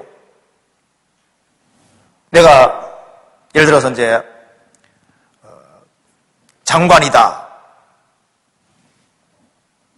주님이 세우신 교회 안에 구역장이다. 어느 게 더 좋은 겁니까? 어느 게 더 좋아요? 구원받으면 알잖아요. 그렇잖아요. 알고 말고죠. 그러니까 이 구원받고 난 이후에 이 그리스도인이 됐다는 것만큼 영광스러운 것이 없습니다. 그래서 이 주 안에 쓰임 받는 것은요, 이건 너무나도 중요한 거예요. 이제 구원받고 난 이후에는 세상 일도 열심히 해야 되지만은 주 안에서도 귀하게 쓰임 받는 사람이 되어야 됩니다. 주 안에서. 항상 그냥 들러리 식으로 그냥 잠깐 왔다 가는 식으로 하지 말고 적극성을 가지고, 아무게 어떤 사람은 정말 주 안에서 성실하게 근실하게 사는 모습을 보여줄 필요가 있습니다. 그렇잖아요. 우리가 직장 안에서도 무엇인가를 보여주고 있습니다. 상정과 종 사이에서도 매일매일 무엇인가를 보여주고 있습니다. 내가 회사 직원이라면 직원으로서도 상사 앞에서 어떤 모습을 보여주고 있습니다. 내가 제 시간에 출근하는 사람인지, 정말 떼어먹지 않고 상사를 상사로 알고 상사로 높이고 살고 있는지, 거기에서 저 사람은 정말 크리스찬이야, 정말 진실한 크리스찬이야, 나도 언젠가는 저 사람처럼 예수를 믿고 나도 구원을 받아야지, 그런 마음을 불러일으키는지, 회사 안에서 너무 이기적이기 때문에 나는 절대 저 사람처럼은 안 될 거다, 난 저렇게 예수는 안 믿을 거다, 그런 모습 보여주는데 어떤 모습을 보여주고 있는 겁니다. 자, 무엇을 보았나이까? 우리가 이기적인 모습을 보여줄 수도 있고 이타적인 모습 보여줄 수도 있습니다. 우리가 접촉하는 이곳에게 어떤 모습이든 매번 비춰지고 있습니다. 참 한국에는 정말 희생적이야, 어느 사람은 너무 이기적이야, 돈밖에 몰라, 자기밖에 몰라, 어느 사람은 아주 성실한 모습 보여주는 사람도 있습니다. 남을 배려하는 모습 보여줄 수도 있습니다. 어느 사람은 사업을 하는데 정직하게 근실하게 사업하는 모습 보여줄 수도 있습니다. 무엇인가를 보여주고 있는 겁니다. 왕이여, 왕의 궁전에서 그들이 무엇을 보았습니까? 무엇인가를 보여주고 있는 겁니다. 로마서 12장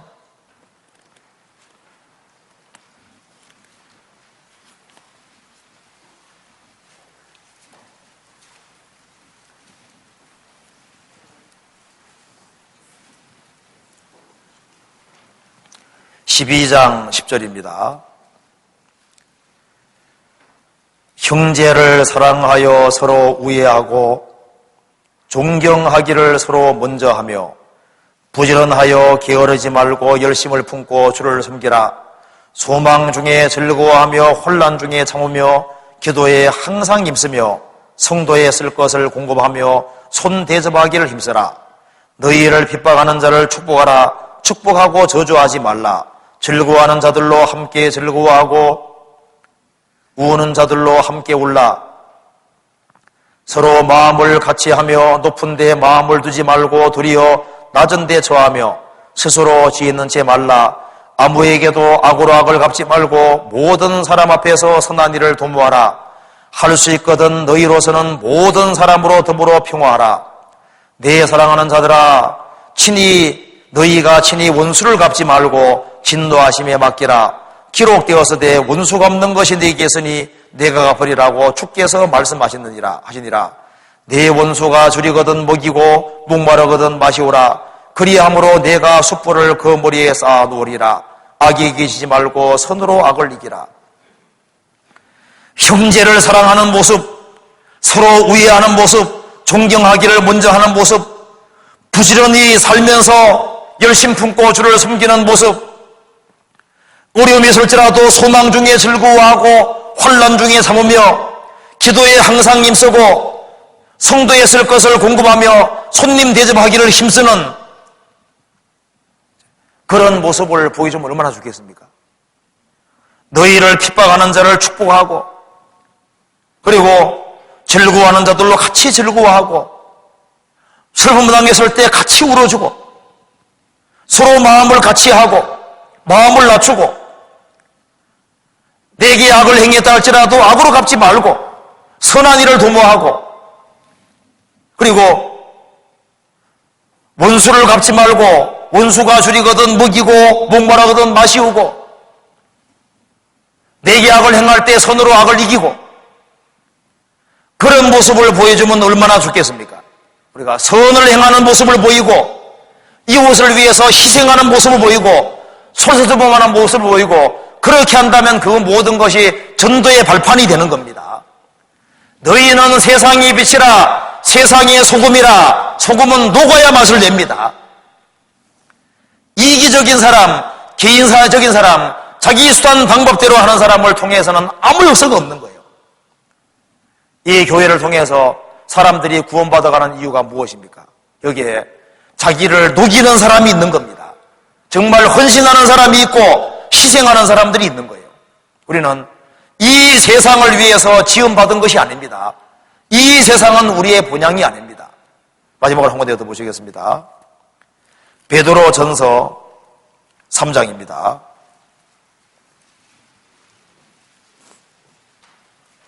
(9절)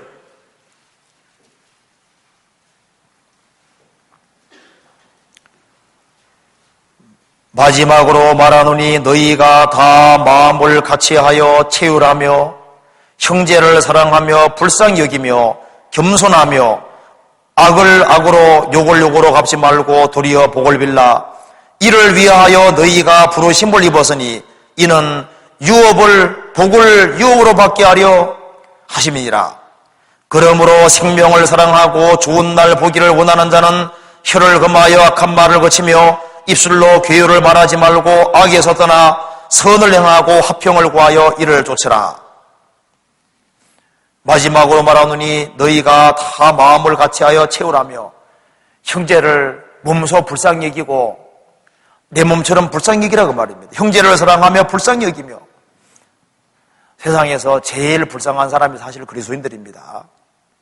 그리스도인들은 상처받은 사람들로 거의 되어 있는 거예요. 정말 위로를 필요로 하는 사람이 있다면 그리스도인들입니다. 주님께서 왜 우리를 불쌍히 여기셨습니까? 세상에서 불쌍한 사람들이 그리스도인들인 거예요. 마음에 가장 많은 상처를 가지고 사는 사람들이 그리스도인들입니다. 그렇기 때문에 그리스도인들을 불쌍히 여기고 부족한 것이 보여도 불쌍히 여기는 게 당연한 거예요. 겸손하며 악을 악으로 욕을 욕으로 갚지 말고 도리어 복을 빌라. 이를 위하여 너희가 부르심을 입었으니 이는 복을 유업으로 받게 하라면요. 우리는 주님의 복을 사모하는 사람입니다. 주님께서 우리를 부르신 것은 진정한 복을 주기 원하시는 거예요. 우리는 생명을 사랑하고 우리는 영생을 사랑하고 생명을 사랑하고 영혼을 존중하기 위한 사람들입니다. 생명을 사랑하고 좋은 날 보기를 원하는 자는 우리는 좋은 날 보기 바라잖아요. 주님 재림하시는 날을 바라고 있습니다. 주님 재림하시는 그날 우리의 고생과 수고가 다 끝나는 것을 믿는 사람들입니다. 주님과 함께 영원히 살 것을 바라는 사람들입니다. 생명을 사랑하고 좋은 날 보기를 원하는 자는 그날을 원하기 때문에 주님을 뜻한 모습으로 보기를 원하기 때문입니다. 우리는 주님과 함께 영원히 대면하고 살기를 원하는 사람들입니다. 그렇기 때문에 우리는 주님을 바라기 때문에 혀를 금하여 악한 말을 거치며 입술로 괴유를 말하지 말고 악에 쓰나 선을 행하고 화평으로 이를 쫓아라. 그래서 우리는 일상에서 선을 행하는 겁니다. 우리가 무엇을 보았나이까? 우리는 일종의 편지로 다니고 있습니다. 그래서 우리 주변 사람들에게 우리를 통해서 주님의 영광 나타내고 우리를 통해서 더 많은 사람들이 세워질 수 있습니다. 우리가 희생하고 수고하는 모습을 보임으로써 더 많은 사람을 건질 수 있는 겁니다. 오늘 여기까지 말씀드리고 내일 이어서 더 자세히 말씀드리겠습니다. 같이 기도하시겠습니다. 자비로우신 우리 아버지 하나님 감사합니다. 저희들을 구원해 주신 것을 진심으로 감사합니다.